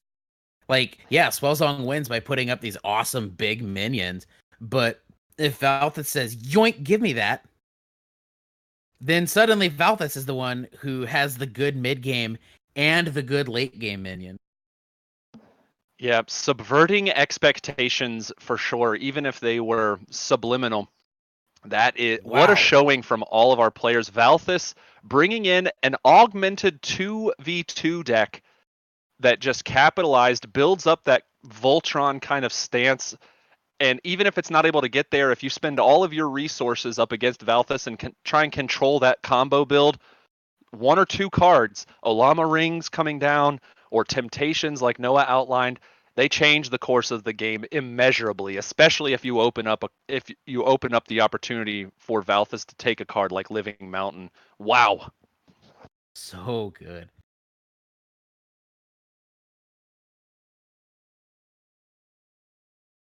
And Swellzong pointing out that it does feel like it's easy to punish big minions at the moment, since most of them can't punch past those wide fields. And between the uptick in play that we've seen in big minions and also the uptick in play in steel effects, it seems like we've had a lot of those swingy games decided like that. And it's so cool to see that you have, what's typically called a swingy game be decided by the swinging of one minion to the opposing side. Like, just shifting allegiances and ending the game, almost like a backstab. It's so neat to see. Yeah, I completely agree. And something to note as well, something Swellzong has pointed out on their stream in the past, it's something that we try and outline as well with the Mythgard Weekly Open. While I'm not speaking for Rhino or the Mythgard development team in general, what I will say is we send all of the stats as much as we can get to Rhino, and they comb through everything from these tournaments. So the more people that we have play, the more information that Rhino has, the more balancing that they can do for this game. So they see all of these cards that are played. They see the board states and all of that. So if you want to have an impact on the game directly, play in these Mythgard Weekly Opens. Give them more data because we're going to shovel that to them, and they have implemented changes in the game even in the last few weeks that whether we're right or wrong on it, we have reflected in the Mythgard Weekly Opens, and we've seen those changes come into play and affect the way the game is played. Yeah, and so with that, we will be signing off. I had an excellent time casting with you today. It was nice to have you on cast. We hope to see you back again, potentially even as soon as next week. I would like to see that. So we will get all of that laid out and discussed as the week goes on, and give out updates on social media as we have them.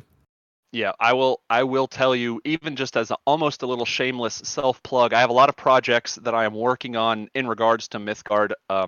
It has captivated me over the last couple of months, and I've had some time open up. So while I've been in the background on the Mythgard Weekly Open nearly since the beginning, I plan to be able to take a more active role, and I cannot wait to reveal some of the stuff that I am working on that Noah actually has some information on as well. We're very excited of all this, but remember, use that code Discord 4000 to get your 5 free packs. Play in the Mythgard Weekly Open Week 10 next week to get at least 1 free pack, but battle it out to try and get up to 25. And pay attention not only to the Discord, but to the Twitter. Check out Team Rankstar or anything else to look at these spoilers that are coming out. We've had 3 purple spoilers so far. All of them are going to have significant impact on the game, and we are guaranteed to see many more over the course of the next few days and few weeks as we get closer to that larger release of the newest 6th color in Mythgard. Yes, thank you all, and have a good day.